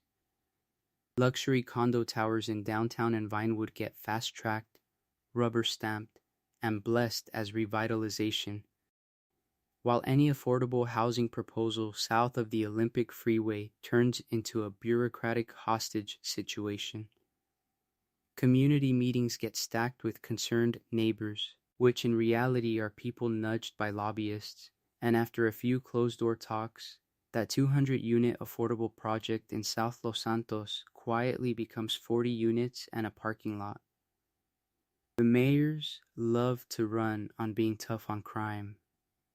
Gang violence is the perfect talking point because it's loud, it's visible, and it looks good in campaign ads. So they push bigger LSPD budgets, more helicopters, more armored trucks, harsher sentencing. But the same administration that funds new riot gear will stall rent control, slice social programs, and look the other way when landlords and speculators push poor families out of old neighborhoods. That contrast basically explains why the city keeps producing new gang members faster than it can arrest the old ones. Behind all this, you've got the lobbyists and consultants. A lot of them are ex-cops, ex-bureaucrats, or retired city attorneys who know exactly which clerk to call, which committee chair to invite to golf, and which regulation can be interpreted differently. It's also revealed that they sometimes get paid by both sides of the same deal, the developer and the neighborhood group, the casino owner and the moral crusader trying to regulate him. Every once in a while, the surface cracks. A councilman gets caught taking envelopes from a construction company. A procurement officer steers a transit contract to his cousin's shell firm. Or an audit starts sniffing around a stadium budget that doesn't add up. After a few high-level meetings and a lot of legalese, that audit usually dies. The councilman regrets his mistake, and business goes on. This would make a lot more sense in the context of the criminal underworld money flowing through all of it. Some developers are happy to take laundered cash from cartel-adjacent investors, as long as it arrives in a clean wire transfer. Certain politicians pretend not to notice that a nightclub or casino owner is tied to extortion and drug distribution, as long as the campaign donations show up on time. You'll even see community outreach programs that are basically PR covers for gentrification. They paint a mural, sponsor a youth center, and then jack up the rents until the original community is gone. And while all this is happening, federal agencies like the FIB and the IA start circling Los Santos. Officially, they're here to fight organized crime and terrorism, but in reality, they're also watching City Hall, figuring out which crooks to expose and which ones to keep on a leash. If you grab some snacks and keep going, you'll see how those federal games turn the whole city into collateral. And sitting right in the middle of all that federal circling is one of the oldest power structures in the city, the Los Santos Police Department. LSPD started back when Los Santos was basically a dusty coastal town with movie dreams. A few beat cops walking Main Street, and a drunk tank that doubled as community outreach. As the freeways went up, the ghetto spread, and gang names like Ballas and Family started showing up in crime reports. That tiny force grew into a huge, armored institution with helicopters, SWAT trucks, and enough surplus gear to invade a small country. On TV, though, you don't see an occupying army. You see the brand, shiny black and white cruisers lined up for press conferences, chiefs giving statements about partnership with the community, and recruitment ads during Weasel News that promise honor, action, and a steady paycheck in a city that's allegedly on the brink of collapse. They roll out cops at charity runs, pose with kids at Vespucci Beach, and host coffee with a cop events that suggest everything is friendly, open, and transparent. If you ain't sleeping, you already know that's only half the story. On the street, especially in South Los Santos, LSPD is the constant background noise. Aggressive stop and frisk, cars tossed for probable cause, and officers who treat every young guy in a hoodie like he's about to pull an SMG. In reality, response times in Strawberry or Davis feel like forever. But one suspicious call in Vinewood Hills gets 3 units and a chopper. That double standard turns a lot of officers into people who honestly see the city as divided into good neighborhoods and war zones. As the gang problem grows, specialized units pop up. You get gang task forces riding unmarked cars through Forum Drive, narcotics divisions raiding stash houses in Rancho, and SWAT teams that love fast roping off buzzards at 4 a.m. Some of them are actually trying to pull guns off the street. But it's also revealed that certain squads treat every bust as a personal bonus round, skimming cash from evidence, shaving a little coke off the bricks, or quietly losing a crate of rifles that later reappears in Vago's territory. Behind that, you've got the quiet alliances. Detectives and sergeants cultivate informants inside the sets, feeding them small tips or looking the other way on minor hits because they want intel on bigger moves. This would make a lot more sense in the context of smart policing, but in Los Santos, it blurs into partnership. It's believed that some gangs basically pay a protection tax in favors and information, and in exchange, certain corners get less heat than others. All of this sits on top of serious political muscle. LSPD's union and leadership lean on fear of crime every budget season, telling voters that without more money, the city will turn into a live-action apocalypse show. That pressure gets them better equipment, armored vehicles, and legal protections that make it almost impossible to fire bad officers, even after high-profile shootings or beatings go viral. When scandals do break, you see the same patterns. Planted evidence, coerced confessions, body cam footage that malfunctions, and internal investigations that clear people at record speed. Every cleared case just adds fuel to riots and protests you hear about on talk radio. And when the FIB and IA step in, they don't exactly fix it. They look at this messy, half-corrupt, heavily armed department and see a perfect tool. The real fun starts when you see how those agencies weaponize LSPD's worst habits for black ops, fake terror plots, and score settling that rewrites the city's history. To the FIB and the IA, Los Santos isn't a city. It's a sandbox. The LSPD thinks it's in charge, but in reality, it's just the kid with the plastic shovel while the federal agencies are building secret tunnels underneath the castle. The FIB is basically this universe's FBI, and the IA is the Gita version of the CIA, but Rockstar gives them overlapping turf on purpose. It's believed that both agencies have been circling Los Santos since at least the late 70s, when Vinewood money, cartel routes, and political corruption all started to blur together. On paper, the FIB does domestic crime, and the IA does foreign intelligence. In practice, they treat jurisdiction like a suggestion. Los Santos is perfect for them, because it's a big coastal city with a major port, a huge airport, cartel traffic from across the border, and a local government that's practically begging to be bought. You've got South Los Santos gangs, dockworker unions, Vinewood producers, talk radio extremists, and washed-up child stars all in one place.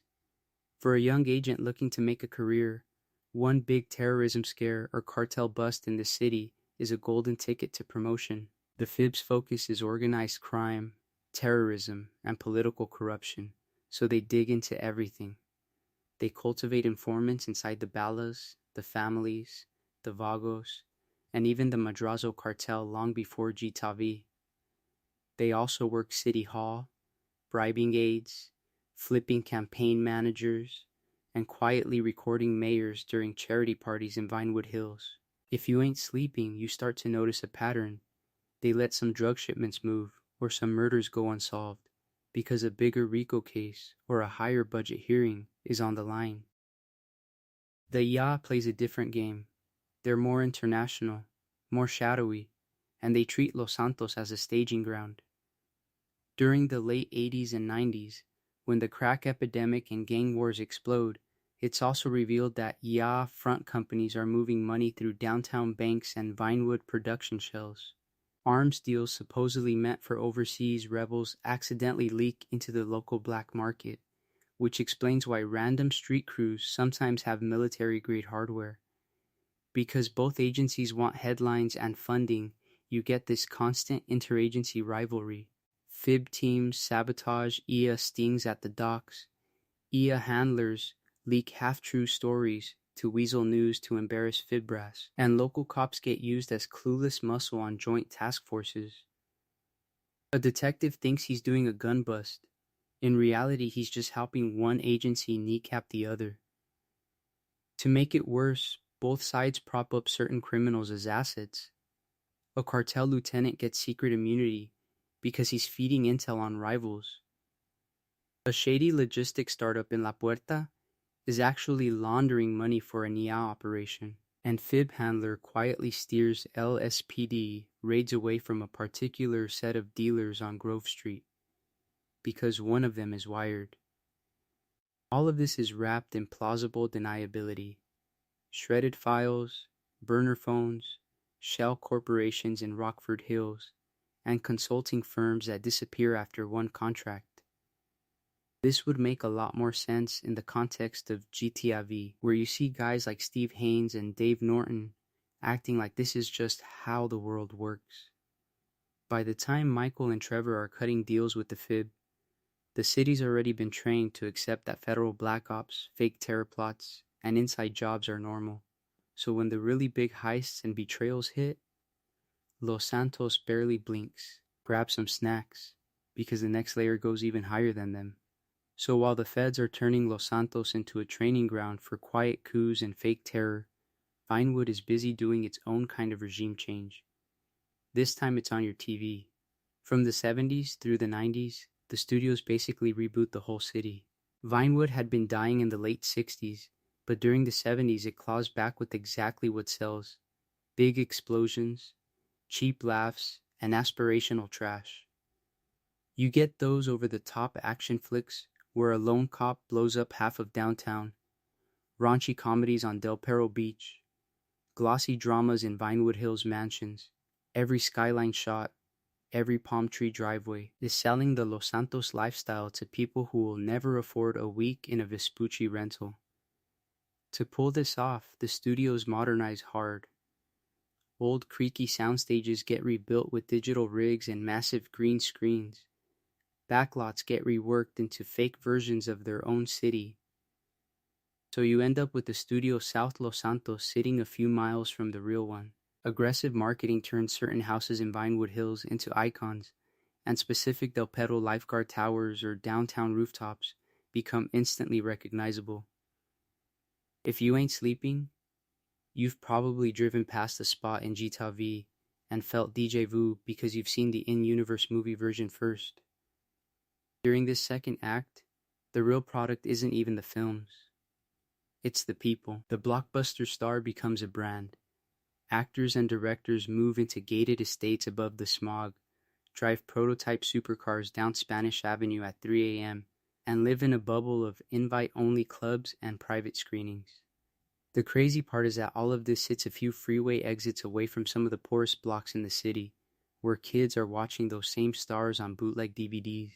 And like always in Los Santos, the shine comes with rot. Casting couch rumors swirl around certain producers, and it's believed that a lot of overnight success stories start with someone signing a contract they were too scared to refuse. Drug-fueled mansion parties end with quiet overdoses or disappearances that never quite make it past rumor forums. When something does leak, expensive lawyers and PR firms bury it under charity galas and rehab stories. Behind the scenes, studio rivalries turn into full-on Cold Wars. Competing franchises fight for holiday release dates, Executives bid insane money for scripts that might flop, and sabotage becomes a business expense.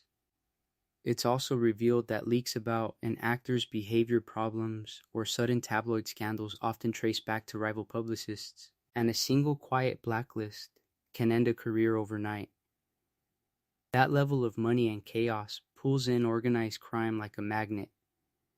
Shady investors and offshore funds start financing movies through laundered cash, using shell production companies as fronts. In reality, some projects exist less to be seen and more to turn dirty money clean, while their producers use celebrity connections to get meetings with city hall and national politicians. All of this feeds back into the rest of Los Santos. Tourists flood the Walk of Fame, wannabe actors and influencers choke the rental market, and the cost of living spikes in neighborhoods that used to be middle class. You end up with a city where one side of the hills is red carpets and premieres, and the other side is gang wars and crack houses. Each side watches the other, steals the look, and turns it into content. And pretty soon, the glamorized violence on screen starts bleeding into how people in those streets see themselves. Which would make a lot more sense in the context of what happens when the gangs realize they're being turned into background props. And while Vinewood is busy turning gang wars into box office numbers, another machine is humming in the background that you walk past all the time, without thinking about it. The real money in Los Santos isn't just in movies or drugs, it's in concrete. By the late 20th century, every developer with a blazer and a PowerPoint is pitching a vision to City Hall.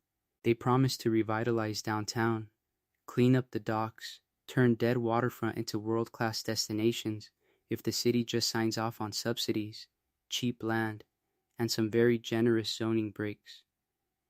On paper, it's all jobs, tourism, and tax revenue. In reality, it's believed that most of those numbers are cooked before the first shovel hits the dirt. You see it first in places like Rockford Hills and Del Perro. Old strip malls and mom-and-pop stores get bought out, knocked down, and replaced by luxury malls and curated shopping streets where every storefront is a high-end brand. The sidewalks basically turn into catwalks for the rich and the wannabe rich, with valet stands where corner stores used to be. That cute local diner? Gone, but you can buy a $500 handbag where the jukebox used to sit. Stadiums and arenas become the next big thing. The city is told that a new sports complex or concert venue will put Los Santos on the map, which is funny because it's already the entertainment capital of San Andreas. Entire blocks of older industrial yards and working-class houses get cleared with minimal compensation because the land is underutilized. Families that live there for decades get a check that barely covers first and last month's rent somewhere worse. To make it all look painless, the city leans on tricks like tax increment financing and municipal bonds. Future tax money from these shiny districts is pledged to pay off today's construction costs, which explains why it feels like free money at the ribbon cutting. But what you don't see, if you ain't sleeping on this stuff, is that Los Santos quietly locks itself into decades of debt, maintenance obligations, and unexpected cost overruns that always seem to benefit the same few firms. Behind those firms you get shell companies and offshore investors. Foreign money buys entire condo towers, parking structures, and office blocks, sometimes sitting half empty because the real product is a safe place to park or wash cash from overseas crime. It's also revealed that some of the holding companies, tracing back to places like Liberty City's mob families, suddenly develop a deep love for Del Perro beachfront property. As these mega projects spread, gentrification starts pushing artists and low-income residents out of up-and-coming pockets of downtown and Mirror Park. The old warehouse with cheap studio space turns into a tech incubator. The quiet duplex becomes an influencer crash pad. Longtime residents are replaced by corporate logos and people who treat the neighborhood like a backdrop. And crime doesn't disappear, it just puts on a hard hat. Construction contracts become targets for bid rigging and extortion. Unions clash with non-union crews, and certain mob-connected contractors somehow keep winning the big stadium and tower jobs. By the time you're walking through a gleaming mall or past an arena in GTA V, you're literally stepping over layers of shady deals and broken promises that nobody on the sidewalk is ever told about, which would make a lot more sense in the context of who actually owns the city next. And once you know who owns the concrete, you start to notice who owns the story about the concrete. Because while the city's getting carved up by developers, Los Santos in the 80s and 90s is also getting carved up by talk radio and trash TV. If you ain't sleeping, you've probably heard half of this in-game already. You've got shock jocks on stations like WCTR turning every drive-by and officer-involved shooting into a punchline, calling in gang experts who clearly haven't been south of Vinewood in their lives. And you've got local news doing breathless helicopter shots over South Los Santos every night, selling fear between ads for fast food and antidepressants. Every riot, every police beating, every gang funeral gets packaged as a segment with a catchy name and a dramatic sting. That constant drumbeat does something. It's believed that it helps lock the suburbs into this mindset where Los Santos is a war zone you commute through, not a place you live in. Which explains why voters keep backing law and order candidates who promise tanks with smiley faces painted on them. At the same time, people actually living in Chamberlain Hills or Strawberry are watching themselves turned into caricatures for ratings. The worst moment of someone's life becomes brole under a smug anchor's voice. And in reality, that resentment is already simmering decades before Franklin is even born. As cable explodes, it only gets weirder. You start getting niche channels doing celebrity gossip about Vinewood meltdowns, true crime reenactments of famous Los Santos murders, and early reality shows where washed-up actors humiliate themselves in fake rehab. The line between news and entertainment basically evaporates. 1 minute they're covering a cartel bust, the next they're pitching a dramatized miniseries of the same bust, starring the guy who used to do Sprunk commercials. Then the early internet hits. First it's bulletin boards and janky fan sites cataloging every Vinewood scandal, every rumored mob hit in Vespucci, every alleged fib cover-up tied to the IA. Conspiracy forums start connecting dots between freeway construction, gang displacement, and secret government programs in the Chiliad region. A lot of it is nonsense, but some of it is uncomfortably close to what the games later confirm, which would make a lot more sense in the context of how plugged in Lester Crest turns out to be. By the 2000s, a tech scene starts bubbling up in downtown lofts, La Mesa warehouses, and Mirror Park houses, where the rent is cheap and the ego is expensive. Young coders, failed Vinewood assistants, and marketing guys who got fired from Weasel News are all chasing the next big platform. First it's message boards, then photo sharing, then status updates. It's also revealed that a lot of these ideas slowly merge into social networks that look suspiciously like Life Invader. Always on, always watching, always asking you to post one more thing. These platforms quietly rewire crime and policing. Gangs move from pagers to flip phones to encrypted messaging, setting up deals in group chats instead of on corners. Cops and feds start mining social feeds, pulling geotags and thirst trap photos into RICO cases. Influencers accidentally livestream robberies, DUIs, and domestic fights, turning probable cause into content. By the time GTA V starts, Los Santos isn't just a physical city anymore. It's a digital spectacle, a place where everyone is performing for an invisible audience and leaving data trails that people like Jay Norris, the Fib, and some very patient heist planners can quietly weaponize later. Grab some snacks, because the next step is seeing how those same databases, cameras, and cloud addictions turn into tools for blackmail, election rigging, and the kind of high-end scores Michael and Lester dream about. And while the rich are busy weaponizing data, the city is quietly weaponizing concrete.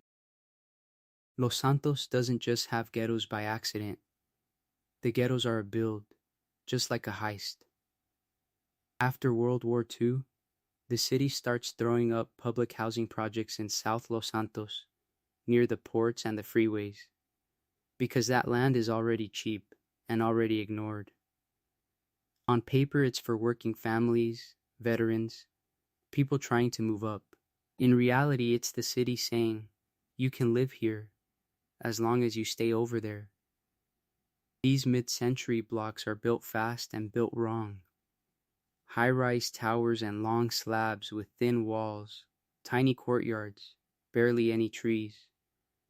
The lighting is bad, the hallways are narrow, and the layouts are this weird maze that makes it easy to get lost and even easier to get jumped. It's believed that some of the design is about efficiency, but what it actually does is create blind spots where the LSPD can't see you, but your neighbors can't see you either. At first, the city promises maintenance and social programs, but that's cute and temporary.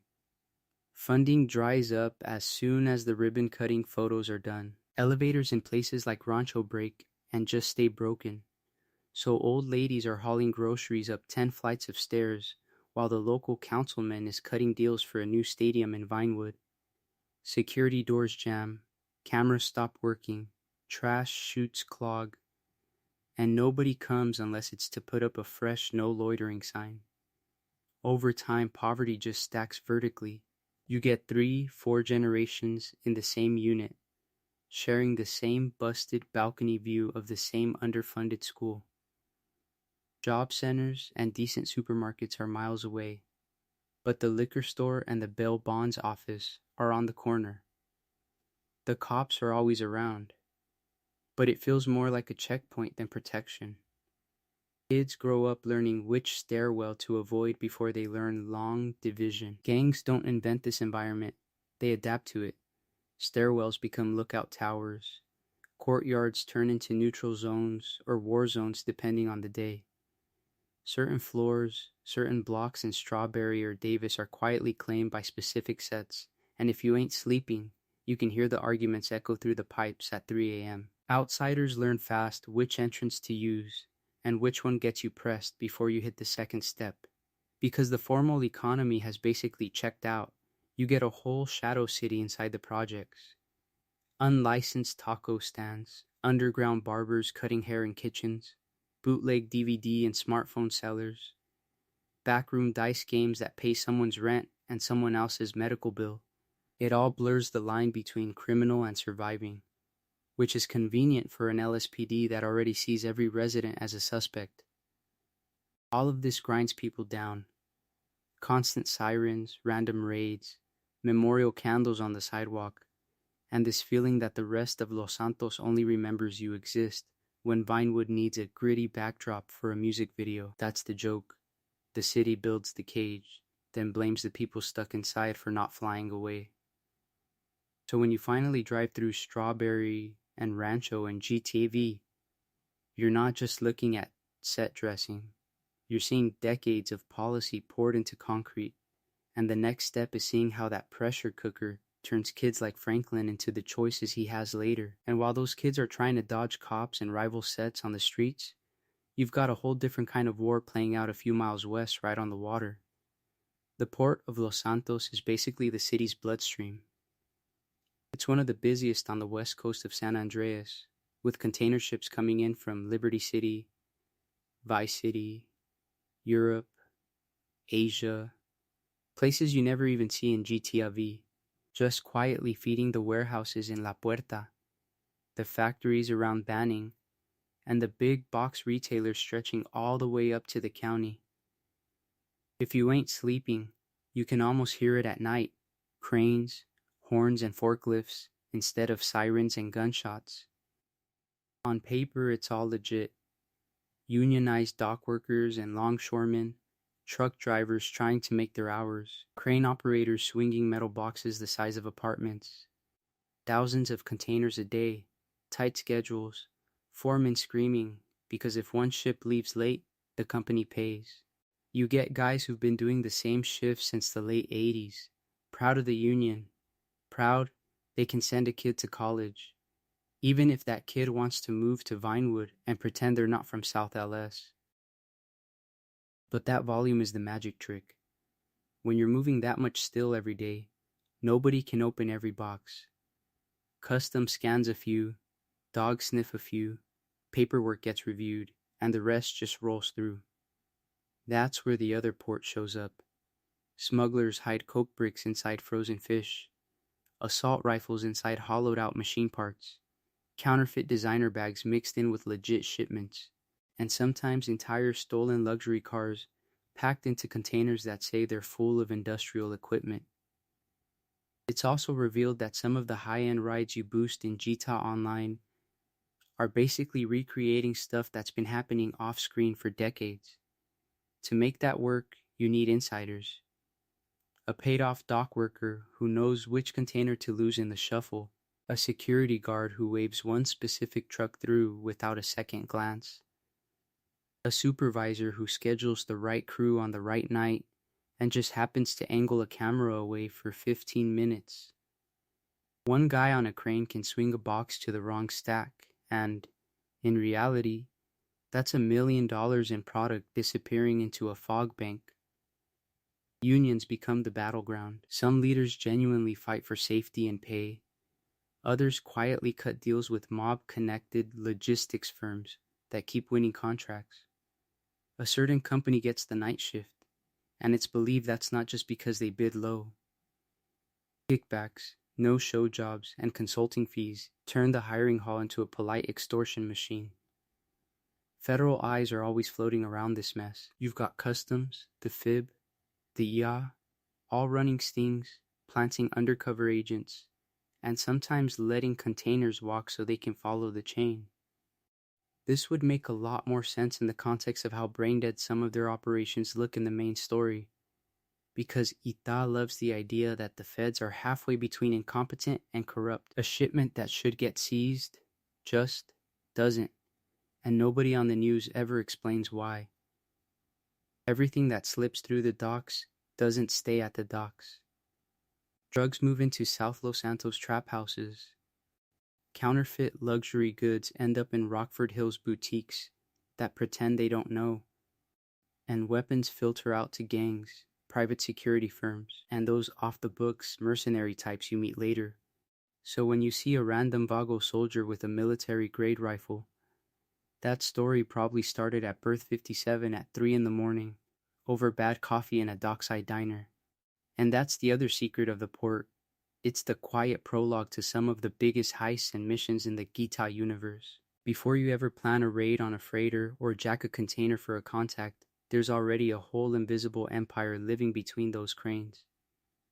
Grab some snacks. Because the next step is seeing how crews like Michael and Trevor tap into that machine and try to bend it to their own score sheets. But the port is only half the story. Once that freight money hits the city, it doesn't just sit in bank accounts, it goes out at night.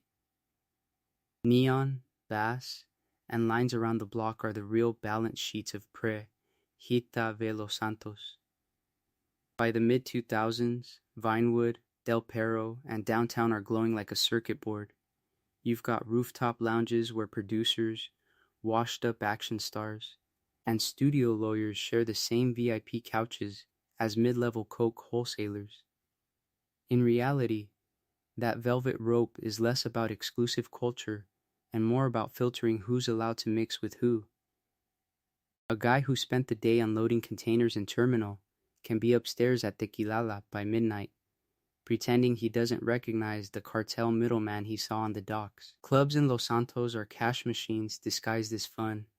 Cover charges, fake guest list fees, and bottle service that's $1,000 for $40 of liquor all stack into piles of untraceable cash. The books say the night was packed, the bar was slammed, and the DJ was huge. So of course the numbers are crazy. Nobody asks if half that money actually came from a stash house in Rancho. This would make a lot more sense in the context of how cartels hate paper trails. You turn drug profits into busy Saturday night income, and suddenly everything looks legit enough for City Hall. Behind that is an ecosystem. Some owners are real hustlers who just want a successful spot. Others are names on paperwork, while the real bosses sit in a back office, using the club as a neutral ground. A Vinewood agent might invest in a new Del Perro lounge, but it's believed that a Mexican cartel or a Liberty City mob family actually bankrolled the build-out. Promoters blast social media, but they also quietly comp tables for certain gangs, because having the right colors in the room keeps the wrong ones away. Security is its own shadow industry. Bouncers in private security in Los Santos are often ex-military or ex-LSPD who know exactly how much force they can use before it becomes paperwork. They're paid to keep influencers safe, but off the clock they might be driving muscle cars bought with consulting fees from a drug crew. If you ain't sleeping, you can almost see the handoff. Guy gets bounced. Guy comes back later with a problem. Same bouncer shows up next week working as an enforcer on a totally different job. Away from the Vinewood lights, the strip clubs and after-hour spots are where the city's mask really slips. Vanilla unicorn-type joints in industrial zones, tiny topless bars near the freeways, and unlicensed after-hours in La Puerta or Strawberry Run on a mix of desperation and opportunity. Off-duty cops take free drinks.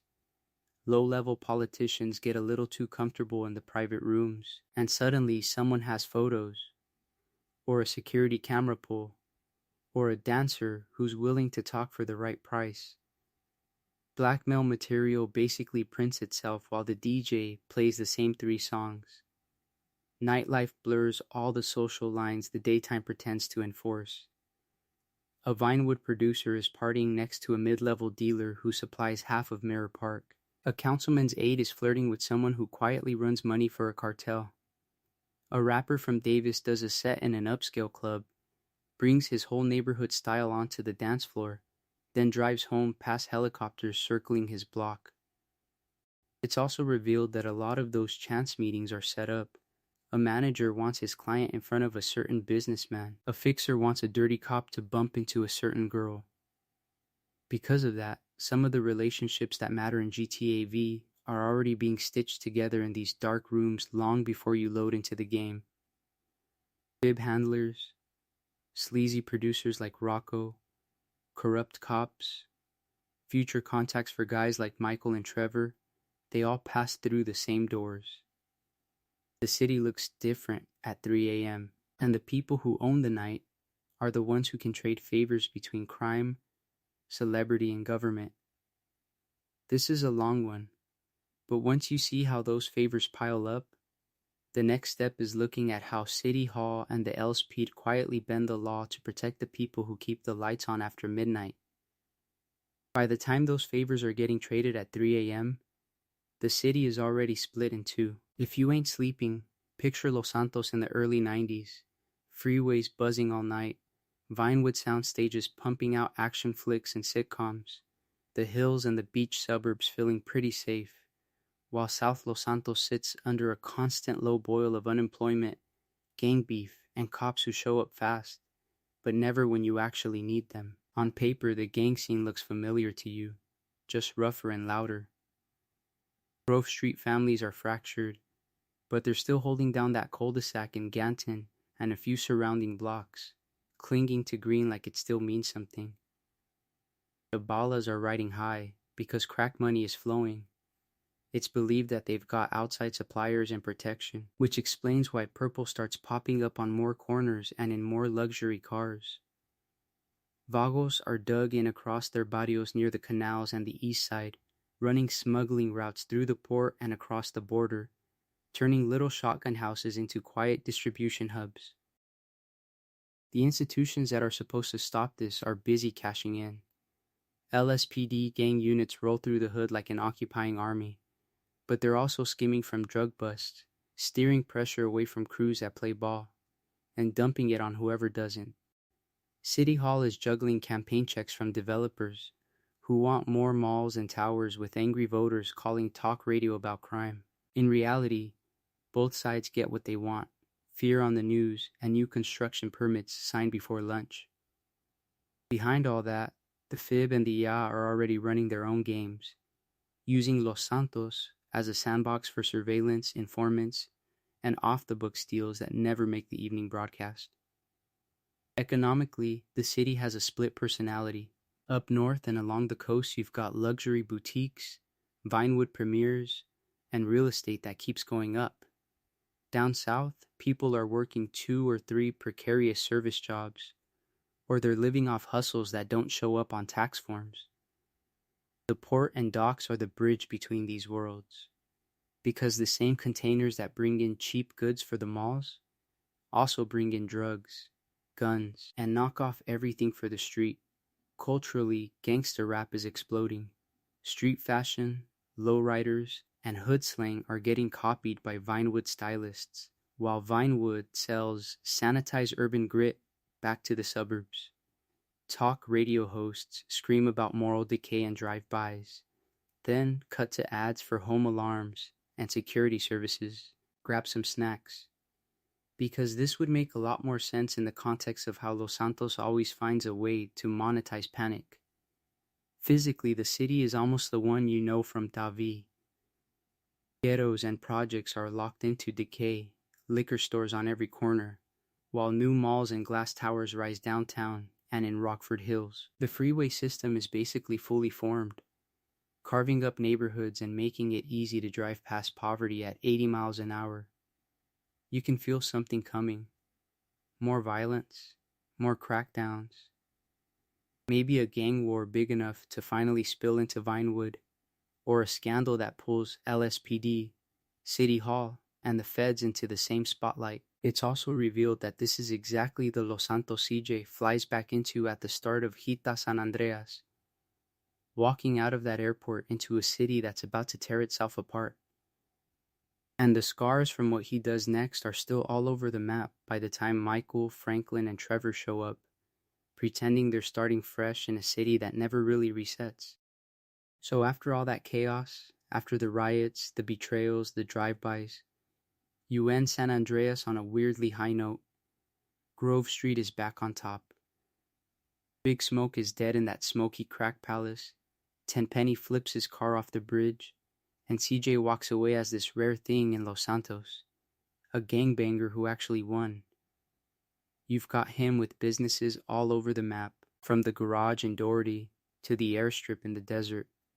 He's got money, low-key cartel connections through Woozy, and real respect on the block. During those last missions, it's revealed that even corrupt institutions are a little scared of him, because he's already burned down one of their favorite puppets in Tenpenny and exposed how bad the LSPD really is. But cities don't freeze on a happy ending. Time keeps moving. The older OGs who remember the war years start getting tired, getting cases, getting kids. They're not on the cul-de-sac all night anymore. The new teens growing up on Forum Drive only hear about the green versus purple days like you hear about some old console war. It's believed that a lot of them only know CJ's name from half-broken murals and stories told on stoops when the Wi-Fi is out. Money also does something strange to a gang. When the emergency is over and the ballas aren't circling every hour, boredom creeps in. Some homies try to flip legit, others double down on hustling, and a few just drift. In reality, a lot of those businesses CJ built would need constant attention, and you don't really see a guy like him sitting in board meetings for 20 years. Slowly, Grove Street starts to lose that glow it had in 1992. Paint peels. One house gets boarded up after a raid. Another is rented out to some cousin who doesn't care about the set. A couple of the loudest shooters get locked up on old charges, and the quiet ones move their families out to the cheap edges of Los Santos County. The block becomes a symbol more than a stronghold, like a museum exhibit nobody's funding anymore. By the time you load into GTA V and drive Franklin through that same cul-de-sac, you feel it. The families are fractured into little subsets. The ballas have crept right up to the line, and Grove Street is this awkward relic where the biggest threat is some dudes barbecuing and mean-mugging you. This would make a lot more sense in the context of knowing that, For years, CJ was less a person and more a bedtime story. The guy who beat the system when the system was still pretending to care. If you ain't sleeping yet, grab some snacks. Because while the streets are busy arguing about who was real and who fell off, the quiet players move in. During this lull, the cartels reorganize their routes. The FIB and EA reset their pet projects, and new money starts buying up half of Vinewood. Los Santos forgets its own heroes fast, but the people running the city never forget an opportunity, and the next era of power is being built right under those fading green tags. While the city is busy chasing new money in Vinewood, the old colors in South Los Santos are quietly rotting from the inside. If you ain't sleeping yet, this is where the green flag stops meaning unity and starts meaning which green? At their peak, in the San Andreas era, the families were one idea with a bunch of different faces. Grove Street, Seville, Temple Drive. All those sets were still arguing, but they moved as one loose banner when it counted. They had a shared identity, a shared enemy in the Ballas, and the cops on Smoke and Tenpenny's payroll, and a simple rule: you see purple, or a badge that looks too friendly with purple, you ride. That's the version of the families people remember, even if in reality it only really worked for a few chaotic years in the early 90s. After the big wars cool down and the map shrinks on them, the problems start. The Ballas and Vagos push hard in the crack era. The freeways cut through old blocks, and redevelopment squeezes the hood. With less territory, fewer corners, and not enough money to go around, the sets stop just fighting purple and start side-eyeing each other. Peacetime sounds good on paper, but it also revealed who was eating and who was starving. And that kind of quiet pressure does more damage than a drive-by. By Gita V, you see the end result. The families are still one gang in name, but the street treats them like separate mini-kingdoms. You've got the Chamberlain gangster families around Strawberry and Davis, basically Stretch's playground, obsessed with holding what little they have and beefing with everybody. Then the Forum Drive families up in Strawberry's projects, who are more about quick scores and robberies than some big political vision. And the Carson Avenue families down by Rancho, who act like they're the last real ones and carry old grudges like they're family heirlooms. This would make a lot more sense in the context of a stable leadership, but that's exactly what they don't have. The OGs who survived the 90s are older, tired, or just gone. Guys like Gerald are running pieces of the operation, but they're not CJ-style unifiers. Leadership gaps open up, and younger members who grew up on YouTube clout and phone cameras start calling shots. It's believed that a lot of them don't care about the old Grove Street mythos. They care about fast money, Instagram respect, and not being the one who looks soft during a traffic stop. While Green argues with Green, the Ballas and Vagos quietly enjoy the discount. Ballas sets slide deeper into family's turf, flipping corners one by one, turning old no-go zones into places where purple can park up without getting shot on sight. The Vagos keep their drug routes steady, sell to whoever, and watch the locals do the work of destabilizing themselves. You even get these shaky ceasefires and half-alliances, where a weak family set will tolerate ballast nearby, because starting a war would just get them wiped out. Franklin Clinton grows up right in the middle of this mess, a kid from Forum Drive, who's technically families, but he sees every day that the green flag doesn't protect you from other green. Lamar still believes in the idea, Denise screams about the old days, but Franklin mostly sees dead friends, bad options, and OGs who either fell off or sold out. That's why loyalty feels like a trap to him instead of a code. And why, when he starts boosting cars for Simeon, he's already halfway out the door mentally. We'll get deeper into Franklin's personal history later, but just know that by the time you meet him, the families he inherits are a broken brand, not a brotherhood. Grab some snacks. Because the next part is where the outside players really start cashing in on that broken brand. And the first outside players cashing in are wearing purple. The Balas you meet in GTA V are not the exact same cartoon villains you remember from San Andreas, but they come from the same Dina. Back in 1992, they were the crack pushers of Los Santos, the guys turning Ganton and Idlewood into open-air pharmacies while Grove Street families tried and failed to hold the line. Every drive-by on CJ's cul-de-sac, every green rag left bleeding in the gutter, basically advertises that the Balas are winning the city's worst years of gang warfare. In that era, the Balas are corner-focused. They're about visible control, purple cars, and flexing on Grove territory because it sends a message. But after CJ's cleanup and the supposed Grove comeback, the Balas adapt. They don't disappear, they go sideways. Instead of just fighting over one crack spot in Jefferson, they lean harder into distribution chains, club scenes, and low-key real estate flips that let them tax whole neighborhoods without firing a shot. It's believed that some of those Ballas Records type fronts and seedy nightclubs are really just washing drug money from the same old product. By the time you load into GTA V, that strategy is paying off. The Ballas are dug in across Davis and Rancho, and you also start seeing purple up towards Strawberry and around the edges of gentrifying blocks. That mix is important because it explains why you'll see Ballas hanging near liquor stores and auto shops, but also lurking a few streets away from shiny condos and yoga moms. In reality, they're following the money, not the color of the houses. Their supply lines got smarter too. The game quietly suggests cartel links through South Los Santos shipments, biker connections via Blaine County routes, and dirty LSPD officers who just happen to ignore certain corners.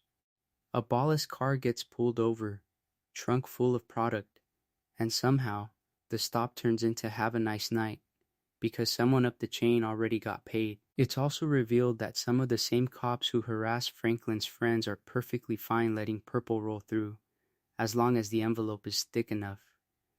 What really locks this in is the families falling apart.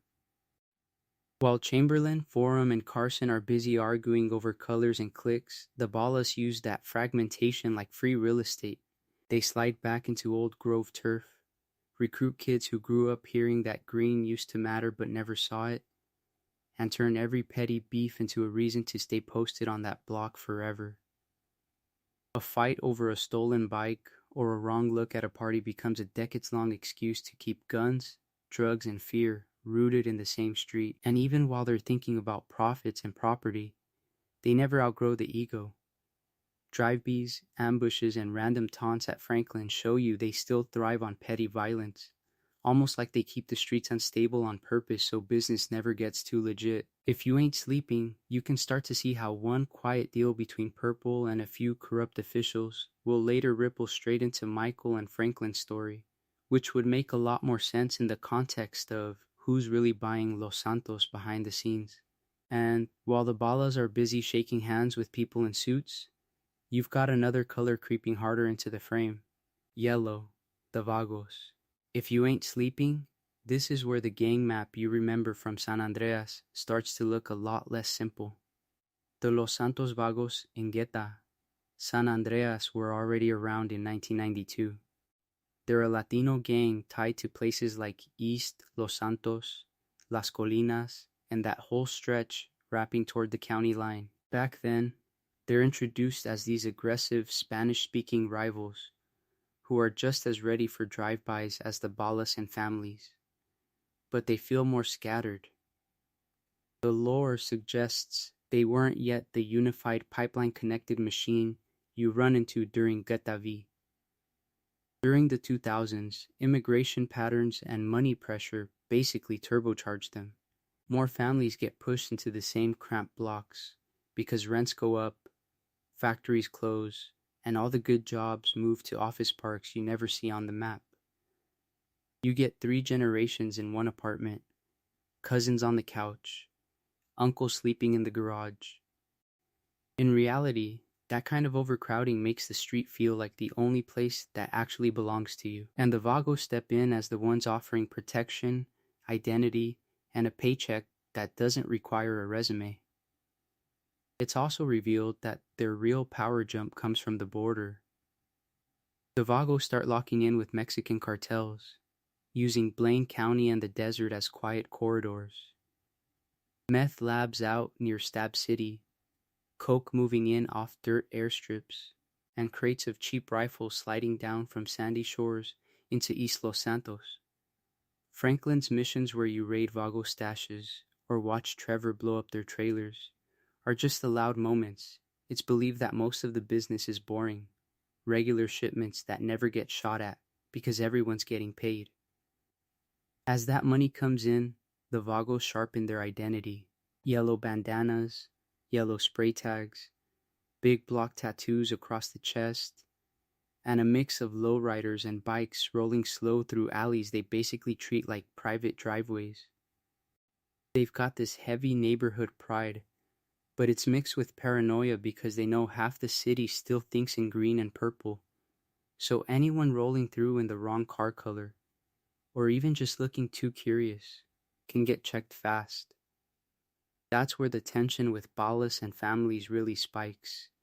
You get turf overlaps in places like Rancho and around the canals, bad drug deals where product goes missing, and retaliations that never make the news because they're just another shooting in South Los Santos. Sometimes you even see uneasy truces, like when outside players or cartel middlemen show up and everybody suddenly remembers it's bad for business to die today. By the time Jitavi starts, the gang landscape isn't a neat two-way feud anymore. It's a messy three-way, sometimes four-way, struggle where every block can be balas, families, vagos, or some mix of all three depending on the hour. If you zoom out, grab some snacks, and look at the whole city, the yellow flags tell you Los Santos has turned into a marketplace, not just a battlefield, which would make a lot more sense in the context of who's about to come in and industrialize crime even further. When the yellow flags turn the city into a marketplace, you're basically looking at the end result of the crack era in Los Santos. Before meth labs started popping up in the desert, rock cocaine already did the job of hollowing the city out from the inside. During the late 80s and 90s, Davis, Strawberry, Chamberlain Hills, all those blocks you drive through in G-to-V were hit by wave after wave of crack. Families and ballasts weren't just colors on a minimap, they were distribution networks, and the drug was cheap, fast, and everywhere. It's believed that entire apartment buildings turned into open-air pharmacies. The money was good for a few people, but the cost was mass incarceration, kids growing up with both parents locked up, and streets that looked more like war zones than neighborhoods. Law enforcement didn't fix that, they just changed the rules of the game.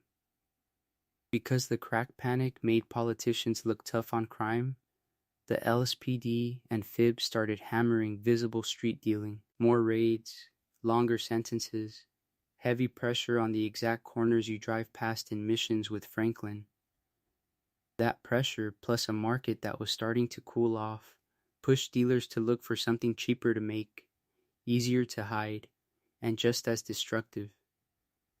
That's where crystal meth comes in. In reality, meth is perfect for a place like San Andreas. You don't need coca fields or cartel boats, you just need precursors, a recipe, and a spot nobody cares about. Los Santos is crowded and watched. Blaine County is not. By the time GTA-V starts, sandy shores and Grapeseed are full of abandoned trailers, half-dead farms, and people who've basically been forgotten by the city they technically belong to. If you ain't sleeping, this is the part where you realize Blaine County is less a community and more a chemistry set. Locals who lost real jobs start cooking in beat-up RVs. A former community college chem teacher quietly upgrades the purity. The lost MC, who already run guns and petty rackets, see the profit and move in as transport and protection. It's also revealed that cartel-connected families like the Madrazos use the desert as a buffer zone, funding labs that sit just far enough off the highway that nobody in Vinewood has to see where their party favors come from. This creates a new city-rural relationship. Los Santos becomes the demand center, Blaine County the supply hub. The Senora Freeway, Route 68, and those random dirt tracks you blast down at 120 are actually the arteries of the meth economy. Every tanker, van, or rusty pickup you pass could be moving product between two worlds that pretend they're separate but are completely locked together. And into that ecosystem walks Trevor Phillips, exairman, career criminal, emotionally unstable, but also one of the few people who understands both the violence and the business side of meth. It suggested he's already had mysterious contact with federal agents before the game, which would make a lot more sense in the context of how hard the fib later leans on him. When Trevor sets up Trevor Phillips Enterprises in this fragile desert market, he doesn't just join the meth trade, he kicks the door in. And everyone from bikers to cartels has to decide if they're going to work with him or get buried in the sand next to another burned out RV. And right in the middle of that fragile desert market, you've got the guys who think they own the highway, the Lost Motorcycle Club. The Lost MC isn't just some random desert gang. They're a full-patch, multi-state outlaw club with chapters in Liberty City, Alderney, and this sad little empire stretched across Blaine County and the outskirts of Los Santos. On paper, that sounds strong. In reality, by the time GTV starts, you're basically looking at the last wobbling wheel on a burning chopper. The rot starts back east. In The Lost and Damned, Johnny Klebitz is the acting president in Liberty City, trying to keep the club together while Billy Gray, the original president, comes out of rehab and immediately drags them back into chaos. Billy wants the old violent party all night Lost. Johnny is trying to move them into steady gun running and business deals. That split is what kills them. Billy steals heroin, cuts reckless deals, and drags the club into wars they can't win. Johnny's loyalty keeps him from putting a bullet in Billy early, which is believed to be the only thing that could have saved the East Coast chapter. The internal betrayals, the botched drug deals, and Billy eventually turning rat for the FIB all smashed their Liberty City power base. By the end of that story, it's also revealed that most of their serious hitters are dead, locked up, or scattered. And when the mother chapter collapses, the shockwave rolls west. The Blaine County chapter suddenly has less money coming in, fewer guns, and nobody back east to lean on when things get rough. That explains why the Lost you see in Sandy Shores and Grapeseed feel small-time and desperate. They're cooking meth in trailers, guarding half-broken labs, and trying to tax every dealer and redneck they can, because they're basically funding themselves on fumes. Out around Sandy Shores, they run a meth operation out of that lakeside trailer park and a couple of rundown shacks. In Grapeseed, they're tied into gun running, guarding airstrips and back roads, skimming weapons that move through the county. They're in a constant low-level war with local rednecks, survivalist types, and rival dealers, like the O'Neill brothers. If you ain't sleeping, you can almost map out a whole invisible border war just from where you find burned bikes and wrecked pickup trucks. Then Trevor shows up. Trevor Phillips hits Blaine County like a tornado made of meth and childhood trauma. He doesn't want to pay tax to bikers, he wants the whole board.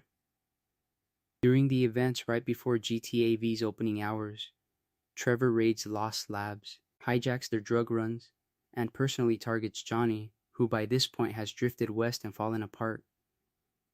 This would make a lot more sense in the context of Johnny's guilt and burnout after Liberty City, but Trevor doesn't care about context. One brutal encounter on that Sandy Shores highway wipes out the last real leader the Lost have out here, and the ambushes that follow turn the club from a regional gang into scattered survivors. The Lost story ends up as a bigger theme for GTA V, old school outlaws getting squeezed between cartels, corporations, and unstable psychos like Trevor. And when we dive into Trevor's own backstory next, You'll see why a guy like that was always going to turn a dying biker empire into just another crime scene on Route 68. Trevor Phillips is what happens when a country builds perfect killers, then decides they're too crazy to keep, before he's screaming through Blaine County in his underwear. He's a kid from Canada who finds out he's really good at two things: flying and hurting people. The game never gives you a clean timeline, but it's believed that Trevor did some kind of military or paramilitary training, probably in an Air Force program, because he talks about washing out after a psychological evaluation. He mentions being this close to becoming a professional pilot, then says they found out he was a dangerous lunatic and kicked him. That one line quietly explains a lot. It explains why he can throw a crop duster around a canyon like it's nothing, why he's comfortable low-flying in storms, and why combat doesn't scare him at all. In reality, Trevor is someone who was taught discipline and tactics, but never given any real structure, so all that training just got pointed at liquor stores and armored trucks, instead of enemy bases. Trevor meets Michael Townley in the years before GTA V, when both of them are already drifting into crime. Michael is the smooth talker with movie-inspired heist fantasies. Trevor is the muscle and the wheelman who actually knows how to handle a plane. Small-time robberies come first. Gas stations, liquor stores, backroad banks. During these early jobs, they figure out they like the same things: money, adrenaline, and not answering to anyone. It's also revealed that Trevor, who never really had a family, starts treating Michael like a twisted kind of brother. As they get bolder, the pair start moving across the Midwest and into San Andreas, building a reputation. They rob armored trucks on snowy highways, hit small banks in dying towns, and leave just enough chaos behind that people remember the fear, not the faces.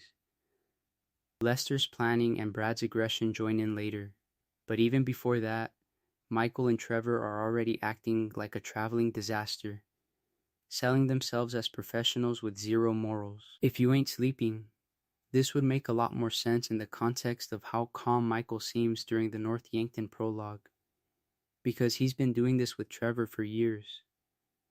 Trevor eventually drifts into Blaine County, partly by accident, and partly because it feels like home. Cheap land, no real law, and a big flat desert where a guy who loves planes can buy a rundown strip like Sandy Shores Airfield and call it an international hub. The meth scene is already there in a small way, same with gun running, but Trevor sees routes. He sees that you can cook in the trailers, store in the shacks, then fly product out over Alamo Sea when the cops are busy in Los Santos. That's where Trevor Phillips Enterprises forms, if you can even call it a company. It's basically Trevor, Ron, Wade, a rotating cast of tweakers, and terrified locals who say yes because saying no gets you buried near the wind farm. He bullies the Aztecas, tangles with the O'Neills, and treats his employees like hostages with health benefits. On paper, he's running meth labs, gun deals, and smuggling. Emotionally, he's just trying to fill a hole that opened up in North Yankton. Because the whole time he's in Blaine County, Trevor believes Michael is dead. Shot down in that snowy graveyard. Gone for good. That lie is the quiet engine behind everything he does. It fuels his rage, his drinking, his obsession with loyalty, and his weird attachment to losers like Wade who won't abandon him. And when we break down that North Yankton heist and the secret fib deal next, you'll see exactly how Michael's betrayal turns Trevor from a dangerous criminal into a walking emotional bomb that finally goes off in GTA V. Grab some snacks, because that story is where all the threads start knotting together. So, if you ain't sleeping yet, this is the night that blows everything up without Los Santos even realizing it.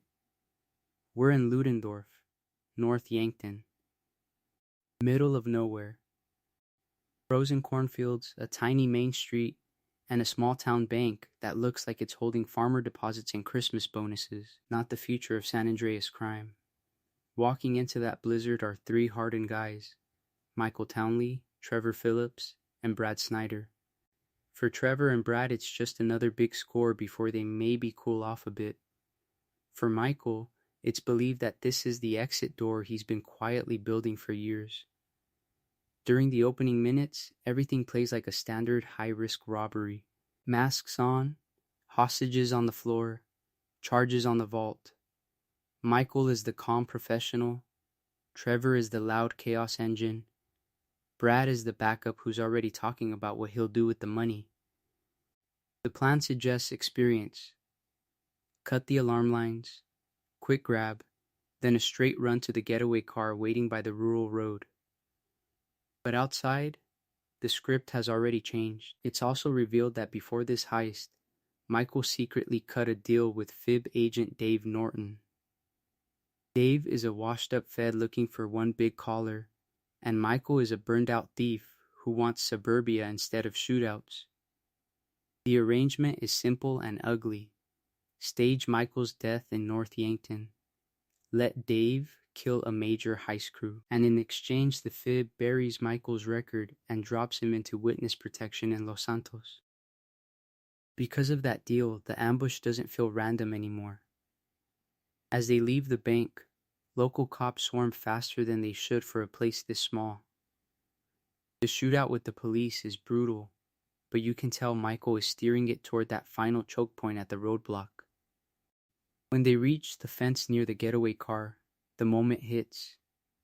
Sniper shots ring out. Michael goes down, bleeding in the snow. Brad gets hit for real, dropped hard and later buried under Michael's name. Trevor, wired on adrenaline and grief, fires back wildly and disappears into the whiteout, convinced his best friend just died beside him. In reality, that lucky sniper is Dave Norton earning his promotion. The FIB spins the whole thing as a heroic takedown of a notorious crew. Dave becomes the guy who stopped the Midwest Terror. And the Bureau gains a very quiet, very valuable asset. Michael, now the Santa, parked in Rockford Hills with a big house, a bigger mortgage, and a lifetime of leverage hanging over his head. Back in Los Santos, that one night creates a vacuum. With Michael off the board and Trevor gone feral in the desert, the high-end heist scene opens up. Other outfits, cartel-connected crews, and corrupt officials slide into the space Michael's crew used to dominate. This would make a lot more sense in the context of how we see the city in GTA-V. Slick armored car hits, cartel money washing through Vinewood, and nobody realizing the supposed dead legend is quietly watching TV. And while Michael drinks himself to sleep in a mansion he can't emotionally afford, Los Santos keeps mutating around him, setting up a miserable gilded retirement that's about to collide with Franklin, Trevor, and a city that forgot he was ever alive. So now you've got this guy who used to rob banks with a maniac and a crop duster, and he wakes up to sprinklers hissing over perfect grass in Rockford Hills. Michael Townley is officially dead. Michael DeSanta is the one with the mortgage, the pool, and a family that barely tolerates him. On paper, he's a middle-aged retiree with investments. In reality, he's an ex-robber hiding in a McMansion that looks like every other rich box on the block. The way he gets that life is through Dave Norton. Dave is the FIB agent who shoots Michael Townley in North Yankton and turns that staged death into a career move. It's believed that after the Ludendorff setup, Dave pulls strings inside the Bureau to slide Michael into a quiet witness protection deal that technically doesn't exist. No official WITSEC file, no paperwork, just hush money routed through shell accounts, and a very simple contract. You stay low. You don't pull jobs. You answer when Dave calls. Michael's new identity comes with unspoken rules. He keeps his name close enough that he won't forget to answer to it. He keeps his story boring, and he keeps his head down around anyone who might remember the old days. That's why you see him doing therapy instead of casing banks. He's paying Dr. Friedlander with FIB-backed cash, while pretending his biggest problem is communication issues with Amanda, not the fact that his best friend thinks he's buried in North Yankton. His house is important, because it shows you what Los Santos has turned into while he was busy being dead. Rockford Hills isn't about survival, it's about image. You've got reality shows filming down the street, Vinewood rehab clinics promising spiritual rebirth for 10 grand a week, and neighbors who care more about their life invader photos than the crime rate. Tracy is chasing fame through humiliating TV auditions, Jimmy is chasing clout on consoles and social media, and Amanda is chasing yoga gurus and self-help scams. This would make a lot more sense in the context of modern LA than old-school Liberty City mob life. And that's the point. Emotionally, Michael is stuck. He's bored, angry, nostalgic, and every night that quiet hum of Rockford Hills just makes the gunfire in his memory louder. He knows Trevor is out there. He knows Brad is actually rotting in that North Yankton grave with his name on it. And he knows the entire retirement is built on a lie he sold them. It's also revealed that his temper never really retired. It just waits for the right trigger. His stagnation mirrors the city's. The old school stick-up guys are aging out, while tech money and entertainment elites move in. Crime goes corporate. Armored car hits become FIB-sanctioned operations. Ponzi schemes replace pawnshop robberies, and people like Jay Norris get rich selling data instead of dope. Michael is a dinosaur watching the meteor hit from his patio, and if you ain't sleeping yet, you can see the ticking time bomb. The FIB money isn't infinite. Amanda burns cash, Jimmy makes idiotic choices with scams and stolen cars, and Michael's patience is shorter than his bank balance. All it takes is one tantrum, one broken window at the wrong luxury store, to drag him back toward the life he promised the FIB he left behind. And that's exactly where Franklin, and soon Trevor, are about to walk in. So while Michael's smashing up furniture and pretending he's retired, the real storm in Los Santos is wearing a suit, carrying a badge, and cashing in on a lie. Dave Norton is that guy. On paper, he's the FIB hero who gunned down the infamous Michael Townley in North Yankton. In reality, you know he shot the wrong guy, covered it up, and walked away with a fake medal pinned to a fake story. Dave isn't some mastermind. He's a middling field agent who got one big collar in a dying Midwest town and rode that wave straight into a corner office and a slightly better parking space. The problem is, the FIB runs on numbers, arrests, seizures, budget justifications. So after the North Yankton win, Dave's career stalls out because he can't top the myth he built. Internal politics and rival teams eat him alive. The IAA is out there staging flashy counter-terror ops, stealing headlines, and making the FIB look slow. To keep his stats from flatlining, Dave does something way smarter than his job description suggests. He keeps Michael off the books. The witness protection deal becomes a private stash of talent.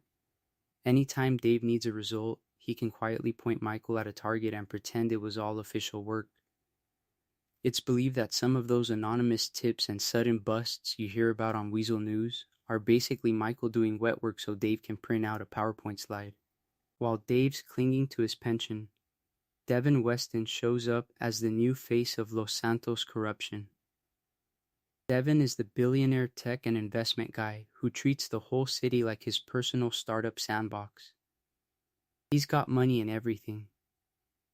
Defense contractors, private security, data mining, even movie studios. It's also revealed that his companies sit right on top of government contracts and intelligence work, so he doesn't just buy cars and planes, he buys access.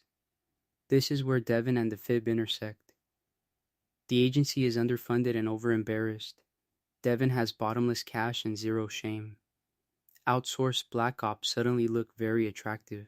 Privatized spying, shell company security firms, deniable surveillance networks, all feeding intel back to people like Dave, who need wins without paperwork.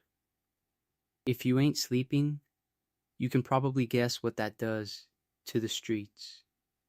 Some gangs get hammered with targeted crackdowns. Others mysteriously never get touched. A ballast shipment might get seized because it helps someone's quarterly report, while a rival crew keeps operating because their chaos is useful leverage in a budget meeting. Low-level criminals become test subjects, offered freedom in exchange for one more job, one more heist, one more name. This would make a lot more sense in the context of what's coming. Franklin thinks he's just found a rich mentor. Trevor thinks he's hunting answers. Michael thinks he's paying off an old debt. But every score they pull is getting watched, measured, and folded into a bigger proxy war between agencies and billionaires. Grab some snacks, because the fib-versers. Feud is about to turn half of Los Santos' criminal underworld into disposable chess pieces. The thing you have to remember, if you ain't sleeping yet, is that this proxy war isn't just flavor text. It's the whole operating system of San Andreas. On one side you've got the fib, the domestic boys, a barely disguised FBI clone that's supposed to handle federal crimes inside the country. On the other, the IA, a parody of the CIA that's meant to be off in foreign war zones, toppling governments and spying on dictators. In reality, both of them are crawling all over Los Santos, stepping on each other's toes and pretending that's part of the plan. The overlap is deliberate.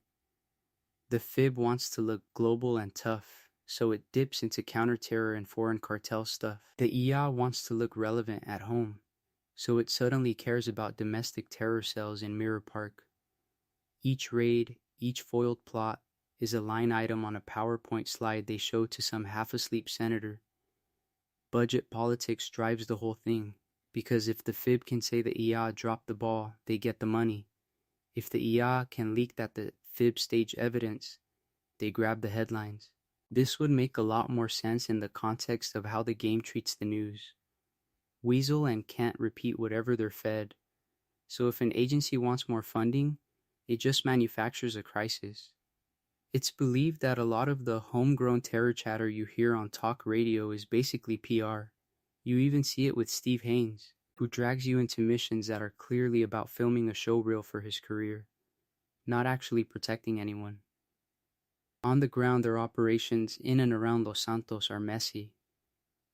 The fib runs surveillance on gangs like the families in the Balas, tapping phones and planting CIs, then lets shootings happen so the stats look scary enough to justify overtime. It's also revealed that they contract private security outfits like Merriweather for work they can't legally touch, from offshore interdictions to quiet assassinations.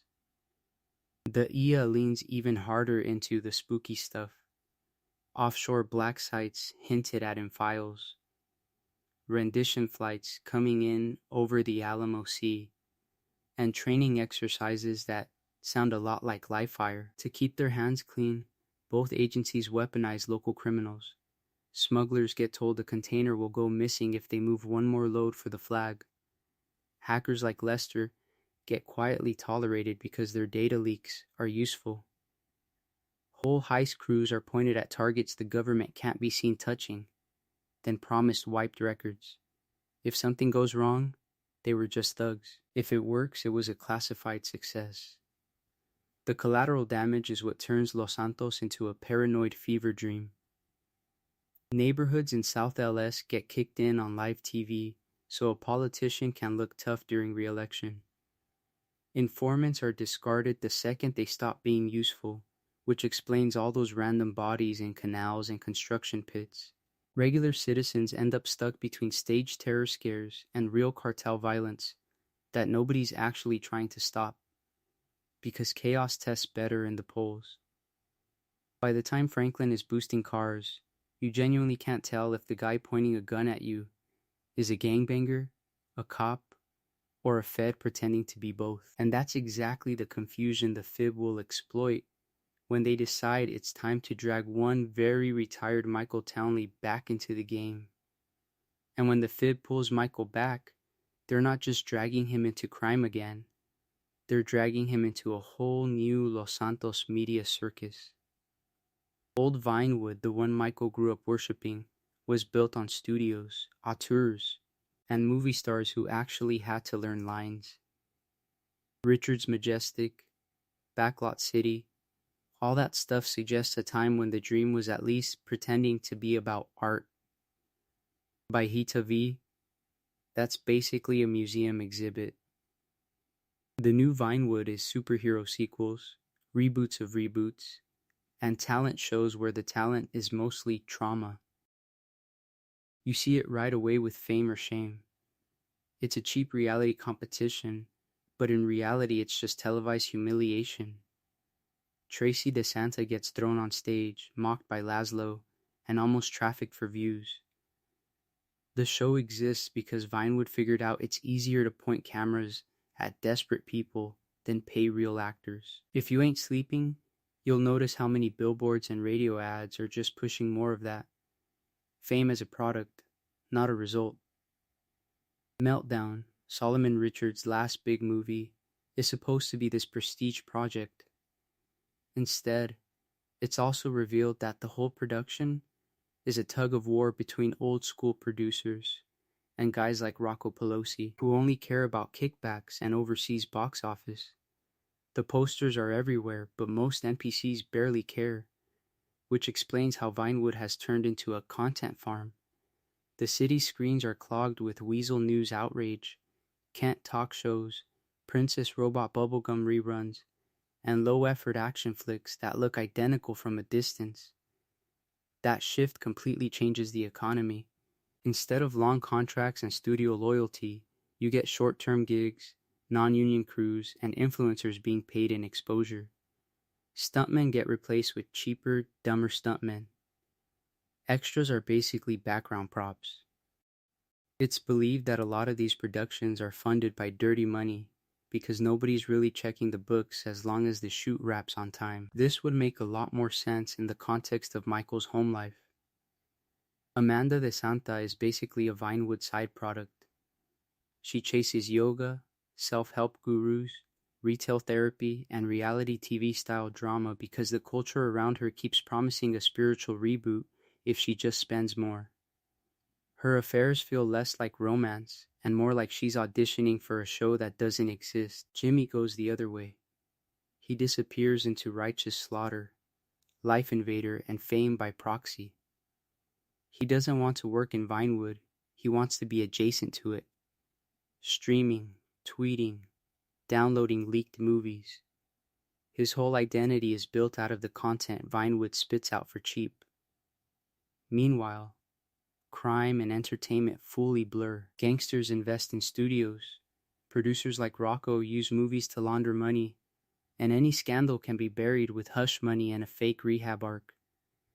Vinewood looks bigger and shinier than ever, but under the LED billboards it's still the same old Los Santos corruption, just with better lighting and worse scripts. And once you understand that, Michael teaming up with Solomon isn't just a side quest. It's the moment old Vinewood and new Los Santos finally collide. And once you understand that, Michael teaming up with Solomon isn't just a side quest. It's the moment old Vinewood and new Los Santos finally collide. But that collision only really makes sense when you zoom out a few years and watch the entire city get wrecked by the Great Recession. Right before 2008, Los Santos is high on its own real estate fumes. Easy mortgages, teaser rates, and predatory lenders turn the whole map into a get-rich-quick brochure. Mirror Park is getting flipped from sleepy bungalows into fake hipster starter homes. The outskirts around Sandy Shores and the county line are full of billboards promising luxury communities, and regular people honestly believe they're about to level up just by signing whatever Simeon's buddies slide across the desk. If you ain't sleeping, you can almost hear the subprime contracts rustling under the radio ads. Then the bubble pops. Fast. The same hills that used to scream status start sprouting foreclosure signs. And not just in Vinewood. You see it in the hood too. Boarded up houses in Chamberlain Hills, yards gone to dirt, half-finished developments out by the freeway, with rebar sticking up like tombstones.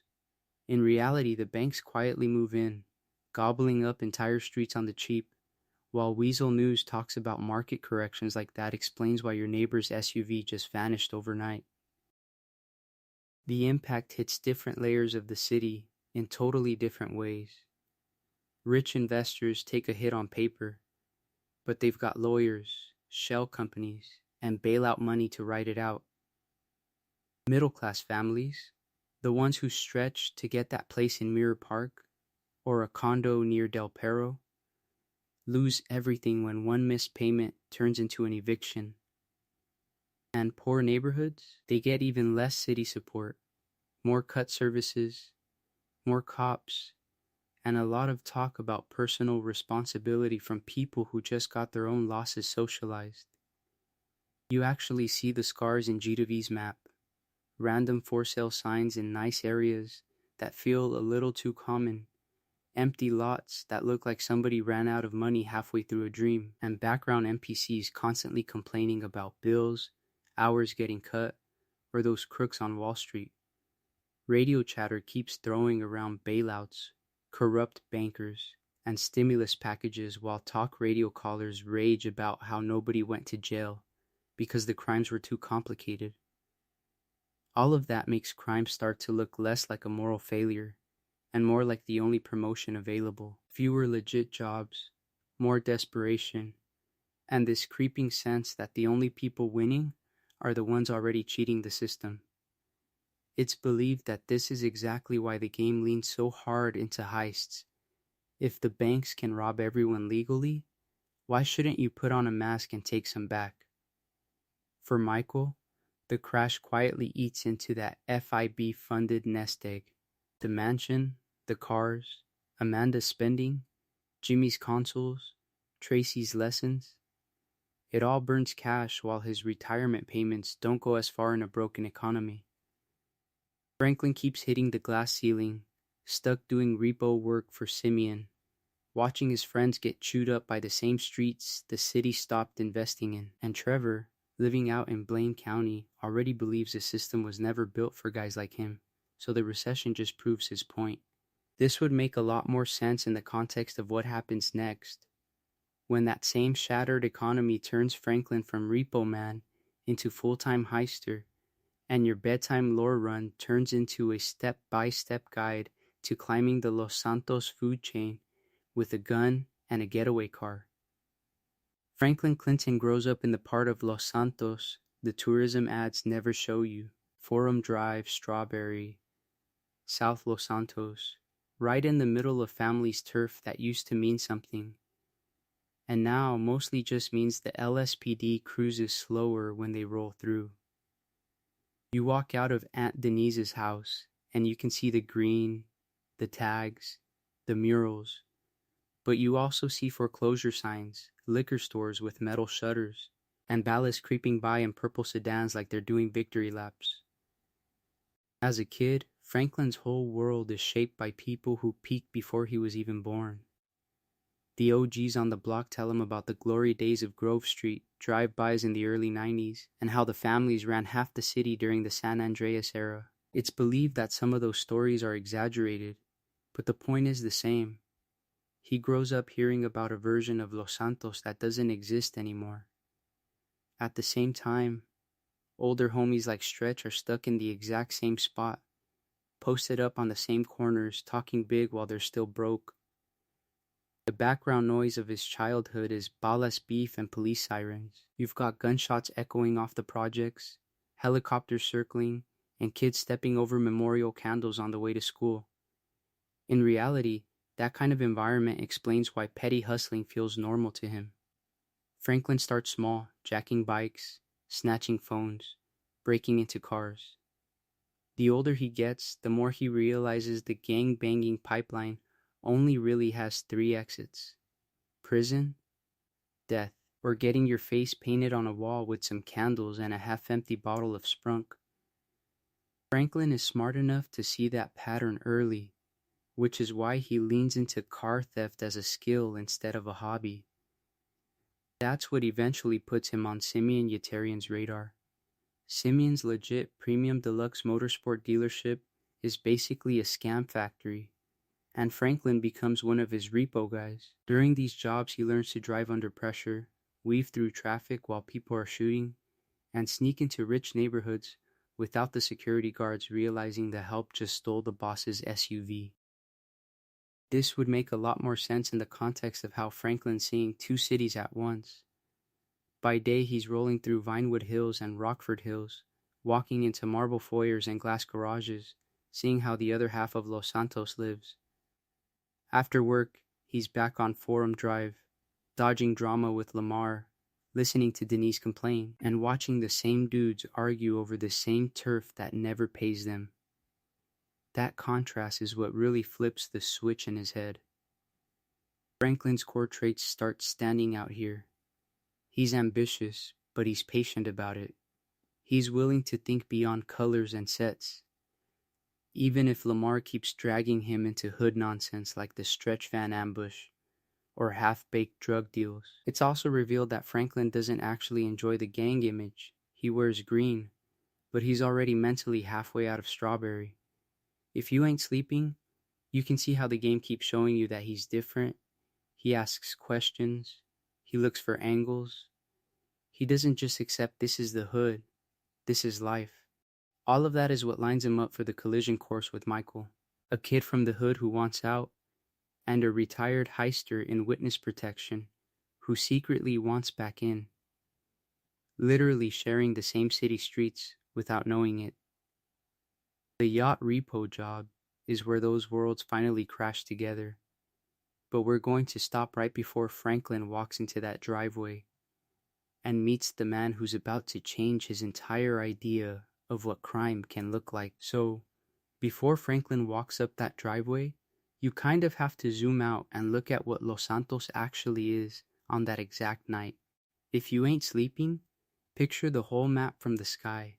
Vinewood Hills glowing like a jewelry display, South Los Santos flickering with liquor store neon and muzzle flashes, and Blaine County out in the dark like a bad idea that learned how to cook meth. On the street level, the families are technically still around, but they're split into little cliques that argue more than they bang. Franklin's set is trying to keep it together, while guys like Stretch are pulling them back into old beefs, because that's all they know. Across the tracks, the Ballas are resurgent, riding purple through Davis and Strawberry, moving dope and leaning on every corner the families can't hold. The Vagos are expanding out of Rancho and into the docks and the desert, and every abandoned house from sandy shores to Grapeseed suggests someone's cooking meth inside it. Trevor Phillips Industries is basically the Blaine County Chamber of Commerce at this point, with Trevor using fear, gasoline, and random violence as his business model. Institution-wise, it looks stable on paper, but it's also revealed that the whole thing is a joke. The Fib and the IA are in a quiet war, each one running black ops and terror stings on the other, then laundering the mess through joint operations in San Andreas. The LSPD is stretched thin, underpaid, and corrupt in really casual ways, like officers moonlighting for security firms or taking envelopes from dealers to focus on other areas. City Hall is basically a vending machine for real estate developers and Vinewood billionaires. You put in campaign donations and you get zoning changes, stadium deals, and freeway exits that magically boost property values. Economically, you're in that post-recession hangover where the stock market is back but regular people aren't. Vinewood Hills has infinity pools and supercars, while 2 miles south people are fighting over a repoed emperor. Talk radio callers complain about bailouts and globalization, and every billboard that says live your dream just explains that the game is rigged if you're not already rich, famous, or connected. In the middle of this, Michael is sitting in Rockford Hills, bored, broke, and retired in the most miserable way possible.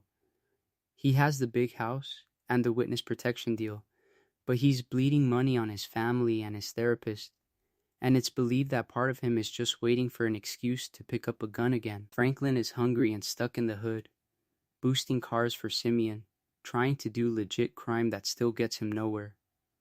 Trevor is ruling his tiny desert kingdom, terrorizing O'Neills, lost MC bikers, and random tourists, acting like a warlord who only controls 3 gas stations and a trailer park. Around them, smaller players fill every gap. Lester is the sick, brilliant planner in the shadows, sitting behind monitors and government databases, already watching the city like a chessboard. Lamar is pure, stubborn hood pride, always ready to drag Franklin back into petty beefs and suicidal errands. Dozens of minor gangs, heist crews, and wannabe kingpins are all grinding in the background, never realizing they're about to become collateral damage in someone else's story. So you've got this whole city under pressure, gangs on edge, feds in a proxy war, cops for sale, and broke people staring uphill at mansions.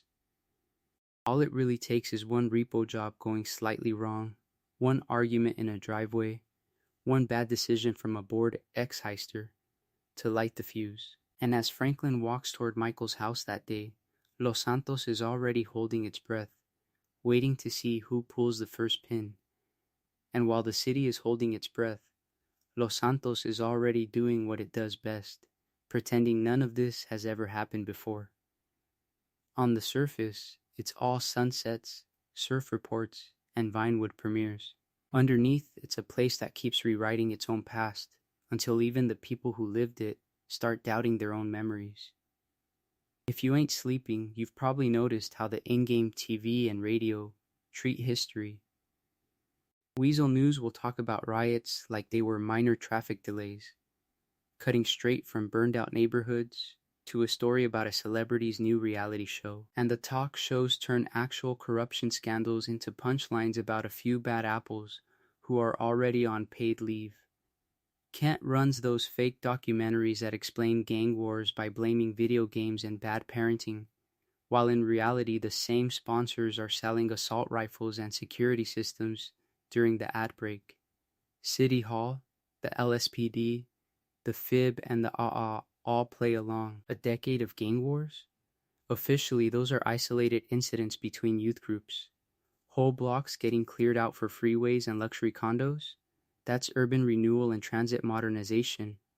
FIB black sites, EA covert ops, shootouts in the canals during the old San Andreas days get boiled down into one sentence in a press conference. And it's believed that most of the real stories only survive as bar talk from retired cops, hood legends passed around at cookouts, or some drunk guy at the Yellow Jack insisting he saw a federal raid go wrong in 2004.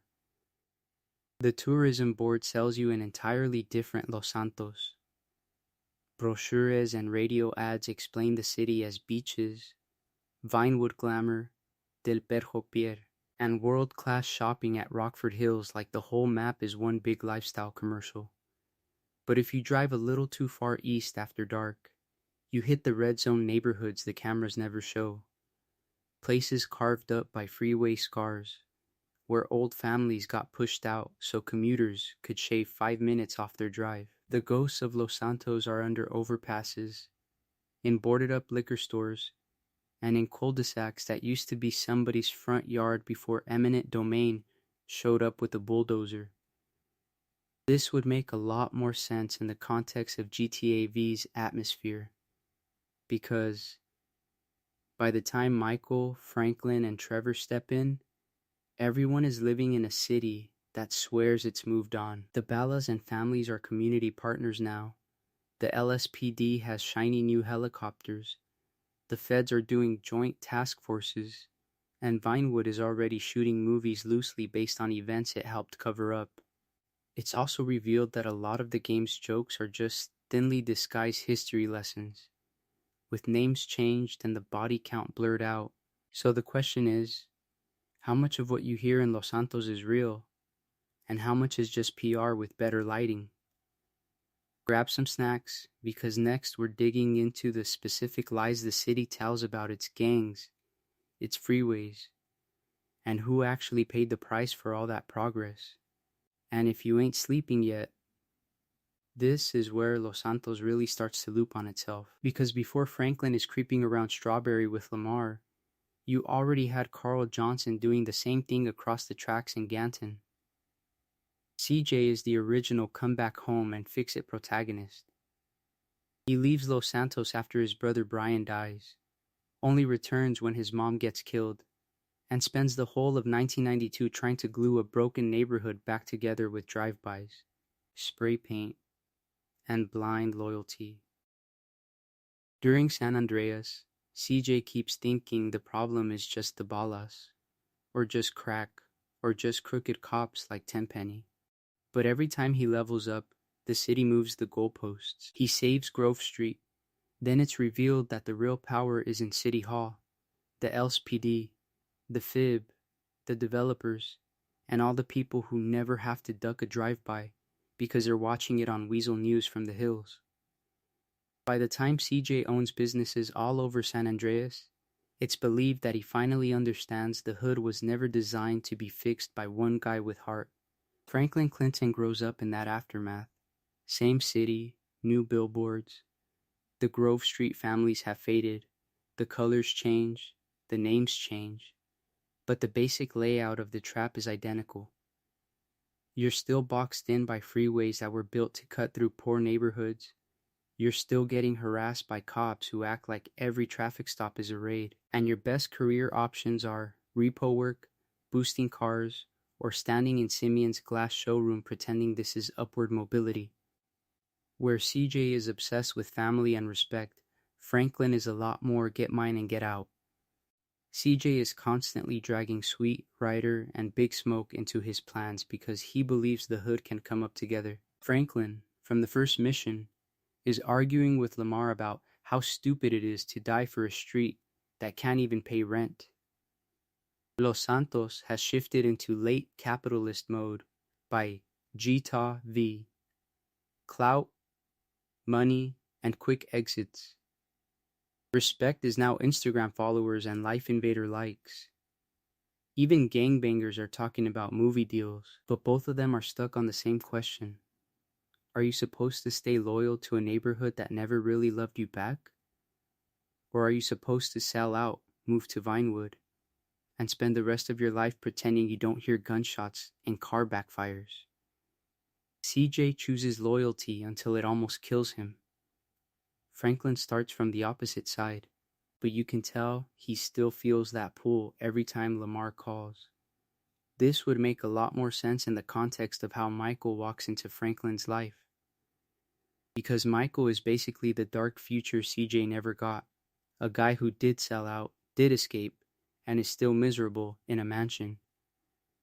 Grab some snacks, because next we're looking at how Michael becomes Franklin's answer to CJ's failed blueprint, and why that answer might be even more cursed than the original problem. Michael DeSanta is what happens when Los Santos crime lives long enough to get a mortgage.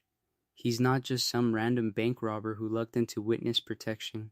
He's basically the fossil record of every dirty thing this city's been doing since the first mobsters stepped off a train and realized movie money was easy to skim. Back in the early days, Los Santos had bootleggers, union-busting goons, and bought and paid for cops. Those guys were blunt instruments. Break a strike, torch a warehouse, drop a body in the canal. As Vinewood grew and the freeways carved up neighborhoods, the violence didn't go away. It just got dressed better. By the late 80s and 90s, when Michael Townley is coming up, that history has evolved into slick, professional heist crews. These are the guys who study armored car routes, use scanner codes, and have lawyers on speed dial. It's believed that Michael learned from that generation, old school mob mentality, new school planning. This would make a lot more sense in the context of how the LSPD and City Hall had already sold their souls decades earlier. When cops are used to losing evidence and judges are used to envelopes, you get a city where robbing a bank is almost a subcontracted industry. Michael's crew in North Yankton, the jewelry store job he references, the off-screen scores he hints at during therapy, all suggest he wasn't some chaotic stick-up kid. He was a specialist built by a town that industrialized crime. Now add the FIB and EA to that pile. These agencies have a long and universe history of black ops, coups, and asset flips. They topple foreign governments, rig markets, and then act shocked when Los Santos gangbangers copy the same playbook on a smaller scale. Dave Norton cutting a deal with Michael is not a one-off miracle. It's part of a culture where federal agents keep a stable of criminals on retainer. In reality, retired in Rockford Hills under witness protection is just a domestic version of stashing a dictator on a beach somewhere. That's why Michael's midlife crisis hits so hard. He did everything the system quietly encourages, turned crime into a career path, networked with feds, cashed out into real estate, and now he's stuck in a mansion, screaming at his kids, cheating on his wife, and oversharing with a therapist who's clearly milking him. The game plays it for dark comedy, but it also reveals that this is what Los Santos does. It launders its criminals into consumers, then tries to sedate them with golf, yoga, and reality TV. So when Michael meets Franklin, it's not just an old crook mentoring a young hustler. It's old Los Santos crime shaking hands with new Los Santos hustle. One side is armored trucks and fib deals. The other is repo scams, social media clout, and Simeon's predatory financing. If you ain't sleeping, you can see how every robbery they plan together is really two eras of the city's history arguing over the same bag of money. And the next time we dig into their partnership, we'll see how that tension turns one last big score into something way uglier than either of them signed up for. And while Michael and Franklin are arguing over what making it in Los Santos even means, the third guy in their story is basically the city's unpaid karma bill, walking around in human form.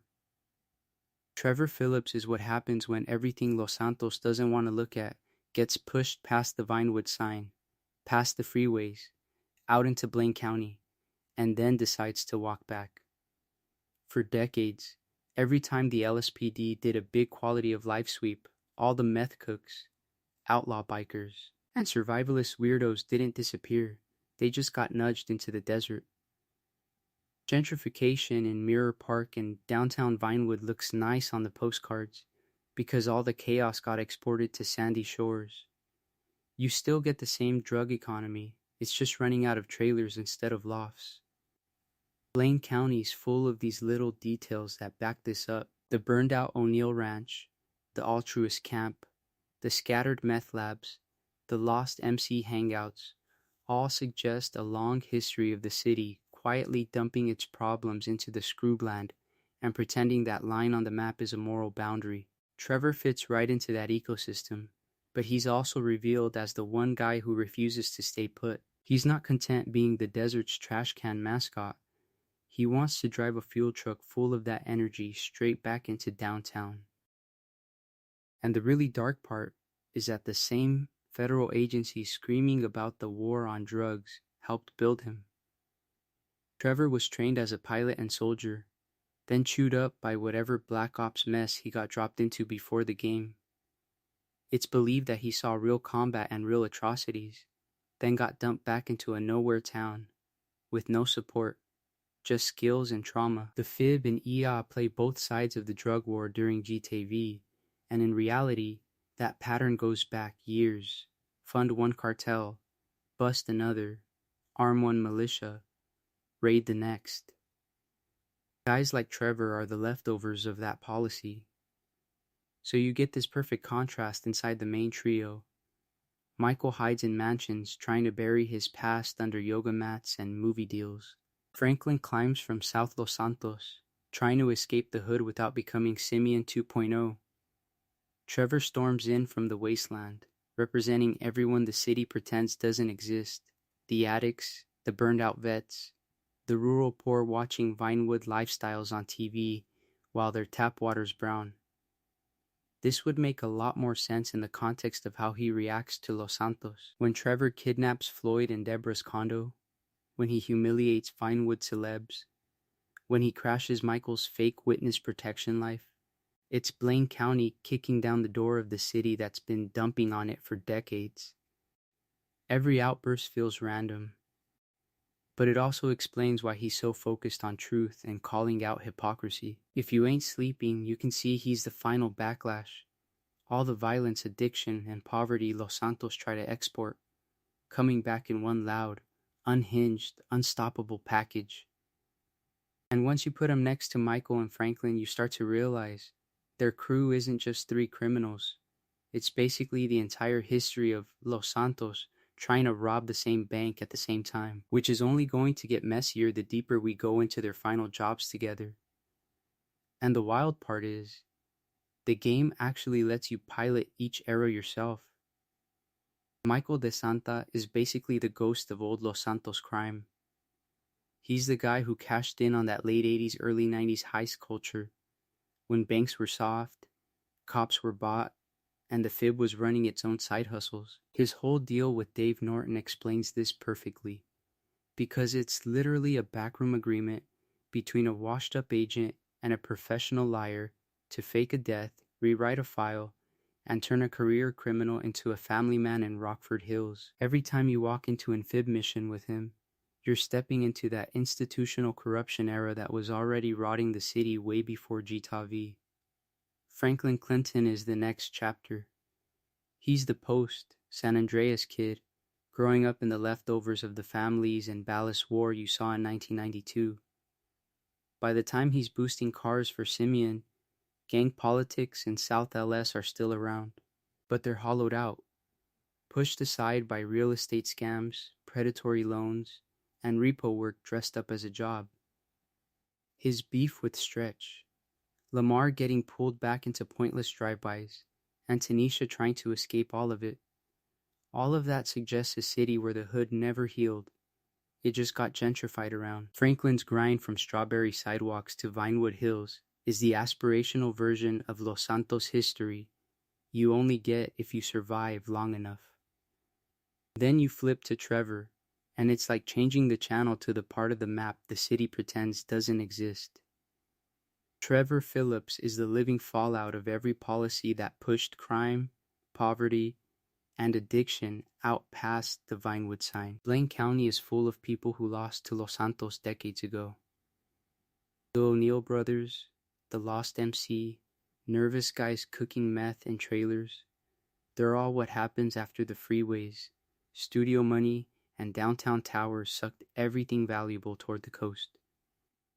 It's also revealed that the Fib and IA still reach out there when they need deniable assets, which explains why Trevor keeps getting dragged into their mess, even while he's fighting bikers and cartels over a dusty airstrip.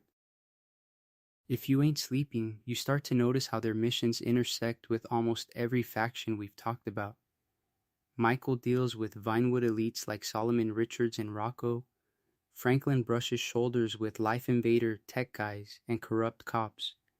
And Trevor goes straight at smugglers, Aztecas, and Merryweather.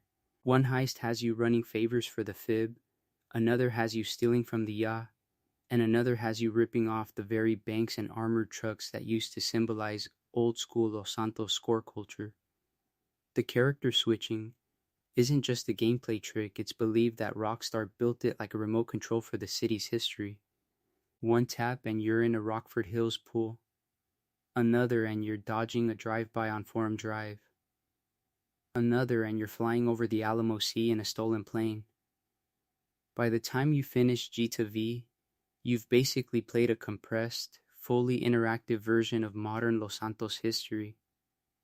From the street corners to the boardrooms to the desert airstrips. And if you grab some snacks and pay attention to who's standing in the background of those missions, this would make a lot more sense in the context of a few older faces and names that quietly survived from the San Andreas era. And once you start spotting those older faces and names, you see the pattern. Los Santos doesn't really move forward, it just keeps reskinning the same scam. Back in the early days, when Los Santos was still pretending to be a sleepy coastal town, the first big grift was land. Ranchers, speculators, and early oil guys grabbed huge chunks of dirt for nothing, then flipped it when the wells came in or when Vinewood needed backlots. That rush of oil money and studio cash is what built the hills, the boulevards, and the first gated communities. Decades later, it's the same play with a nicer website. Now it's real estate scams, subprime mortgages, and predatory loans like Simeon runs. And it's also revealed that those Vinewood contracts still lock desperate actors and directors into deals where the studio owns everything, and the talent gets blamed when it all collapses. Every time the city pretends to fix itself, the game quietly shows you who actually gets fixed. New mayors run on cleaning up corruption, new LSPD chiefs promise reform, new agencies like the IA and FIB task forces say they're cracking down. In reality, each reform just shuffles which donors and which contractors get the big checks. Talk radio in GTA V keeps bringing up old scandals, and it's believed that half the people calling in are on someone's payroll. Meanwhile, Strawberry, Chamberlain Hills, Rancho, they're still underfunded, overpoliced, and overexploited. You get random armored truck events in those same streets, while downtown gets tax breaks and a new Life Invader campus. What's funny is how the enemies all end up using the same rulebook. Street gangs like the Families and Ballas fight over a few blocks, but the logic is identical to the cartels in Blaine County or the corporate crooks in Vinewood. Everybody's chasing territory, laundering money, and cutting deals with the same institutions they claim to hate. Devin Weston calls in the fib when it suits him. Madrazo has judges and cops on his list. Even Trevor, who screams about hating the system, still takes government contracts and arms deals when Ron lines them up. If you ain't sleeping, it starts to feel like the colors and logos change, but the job description never does. By the time GTA V starts, the city isn't on the verge of change. It's a place that got really good at pretending change is happening. Life Invader sells disruption, the news talks about a new Los Santos, and every billboard in Vinewood suggests you can reinvent yourself if you just buy the right car or join the right cult. But the machine keeps grinding in the background. The same neighborhoods keep paying the price, and the same tiny elite keeps cashing out.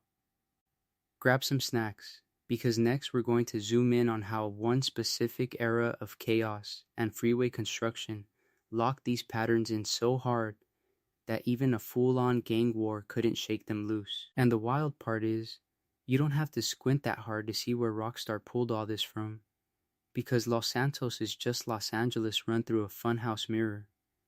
You've got the same spiderweb of freeways carving up neighborhoods, the same palm trees next to tent encampments, the same cops who show up late to the crime but early to the press conference. In reality, when you drive down the Los Santos freeway at night, with the radio on and the skyline glowing, it feels weirdly peaceful. But if you zoom out, that road is literally built on top of people's lives. The game quietly shows you this.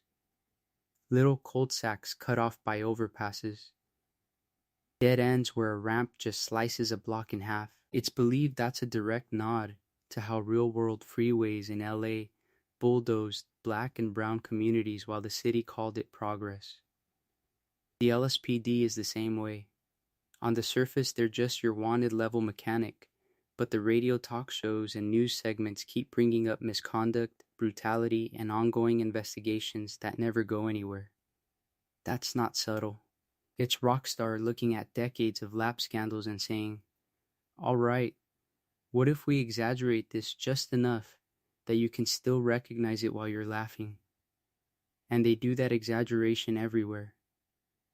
You hear a radio ad for a plastic surgery clinic that sounds insane, but if you ain't sleeping, you realize it's 1 inch away from a real LA billboard. You see a Weasel News chopper circling a shootout like it's a red carpet premiere. NPCs on Vinewood Boulevard rant about detox teas and superhero movies like their religion. The game turns the city into a joke, but it's also revealed that the joke is uncomfortably close to home if you've ever lived near a big metro area. What makes it hit harder is how it trains you without telling you. Think about how you move through GTA V. Where do you feel safe just cruising? Maybe Vinewood Hills, Rockford Hills, the beach. Where do you only go when a mission forces you? Strawberry, Rancho, certain alleys in Chamberlain Hills. The map is open, but your habits start to mirror the same invisible lines the lore keeps talking about. This would make a lot more sense in the context of a real city, because that's exactly how people talk about good and bad neighborhoods in LA. Not based on who actually lives there, but on stories, headlines, and old fear that never got updated. Los Santos bakes that into its pathfinding. Even the AI traffic avoids certain back streets. And that's why the lore sticks. Under the chaos and the memes and the late night stunt jumps, the city is basically asking you a quiet question. If this world feels normal to you, what does that say about the real one you're used to? As we go deeper into the history, keep that in mind, because the next era we're about to cover doesn't just shape Los Santos. It explains why your character feels right at the top of the hills and wrong under the freeway. And the game doesn't just tell you that with big heists and shootouts. It whispers it at you in loading screens and on dirty walls. Every time you sit there watching those little tips go by, the city is quietly reminding you that it has a past, and you've probably walked past half of it without even noticing. Think about the graffiti. You'll see old Grove Street green still clinging to alleyways where the families used to be strong, sprayed over by ballast purple, and then sprayed over again by construction warnings and condo advertisements. A half-faded GSF 4 Life on a storm drain in Davis sits right next to a sign for new luxury lofts, which pretty much explains what happened to a lot of old gang territory. In reality, the gangs didn't vanish, the property values just went up. Some tags even reference San Andreas-era events, like memorial walls for dead homies you never meet in V, quietly confirming that those wars in the 90s actually left scars. You also get radio hosts treating that history like gossip. Talk radio will casually mention the riots back in the day, or a famous Vine would drive by in the early 90s, and they never stop to explain it, because, to them, it's common knowledge. Life Invader radio ads joke about corrupt LSPD task forces that clearly echo the old crash-style units from San Andreas. It's also revealed that some late-night DJs talk about washed-up Vinewood stars who disappeared in the 80s, which lines up with serial killer rumors and cult activity you only fully piece together if you go hunting for clues.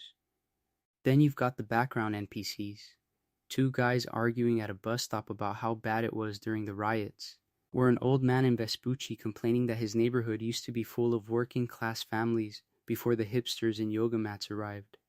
A street dealer mentions that his uncle ran with the families when they actually did something, which suggests that the modern set you see is just the tired sequel to a much bloodier story. If you ain't sleeping yet, you can literally stand still and just listen, and the city will fill in its own lore without a single mission marker. Even the brands are doing it. Burger Shot, Up and Atom, Sprunk, and Ecola are all carryovers from earlier games, but in V they show up on old, sun-bleached billboards in South Los Santos and on shiny digital ads in Rockford Hills, telling you exactly who won the economic war. Maze Bank Arena sitting where old communities used to be. The Weasel News logo screaming about crime it quietly benefits from, and Fly US posters in terminals that look like they haven't been renovated since the 80s. This would make a lot more sense in the context of a city that's been selling itself off piece by piece. So on your next playthrough, don't just sprint from heist to heist. Grab some snacks, walk slower, read every wall you pass, and actually listen to the radios and pedestrians. It's believed that if you treat Los Santos like an archaeological site instead of a theme park, you'll start to notice how much of the old city is still talking under the new coat of paint, and keep that in mind, because in the next part, we're going to dig into one of those buried chapters that changes how you see the entire map once you know it's there.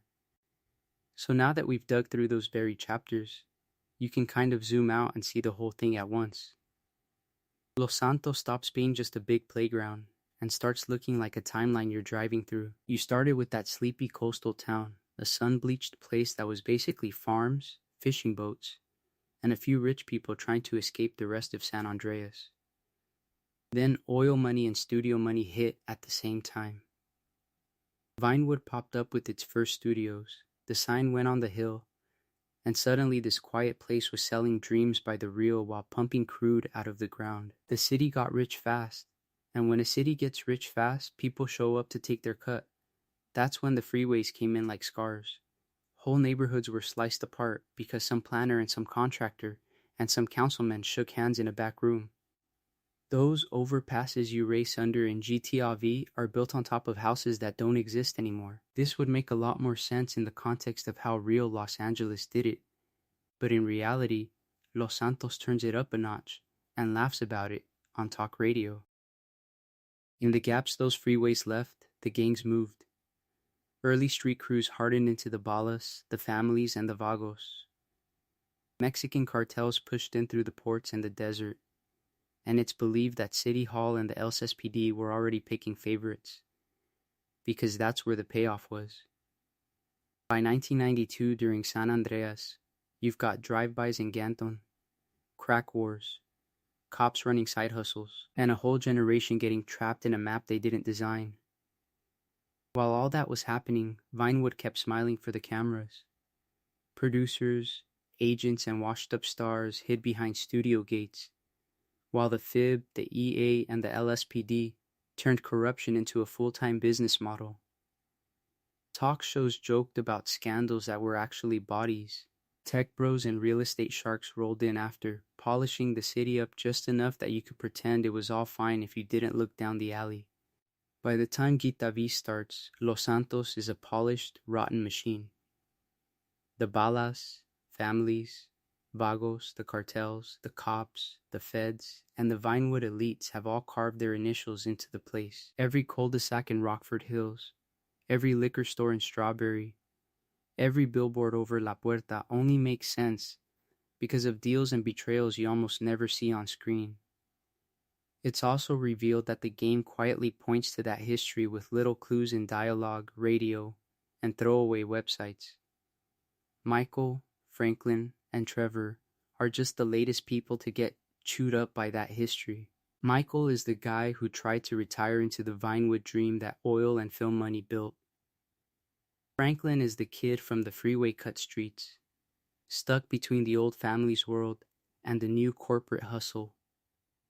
Trevor crawls out of the desert, where the cartels and government black ops blurred together, and drags all that chaos back to the city. Their big score isn't just a crime story because it's the crash where every era of Los Santos finally slams into itself. So if you ain't sleeping, this is a long one you can keep going yourself. Fire up GTA V again, grab some snacks, and just cruise. Roll down the freeway and remember it was laid over somebody's living room. Look up at a Vinewood billboard and think about who paid to keep their secrets off it. Drift through Davis, Vespucci, Rockford, Sandy Shores, and imagine 100 years stacked under every block. The next time you hear a siren or a radio ad in-game, treat it like the city whispering its history at you. One more time, while you drive through the middle of it.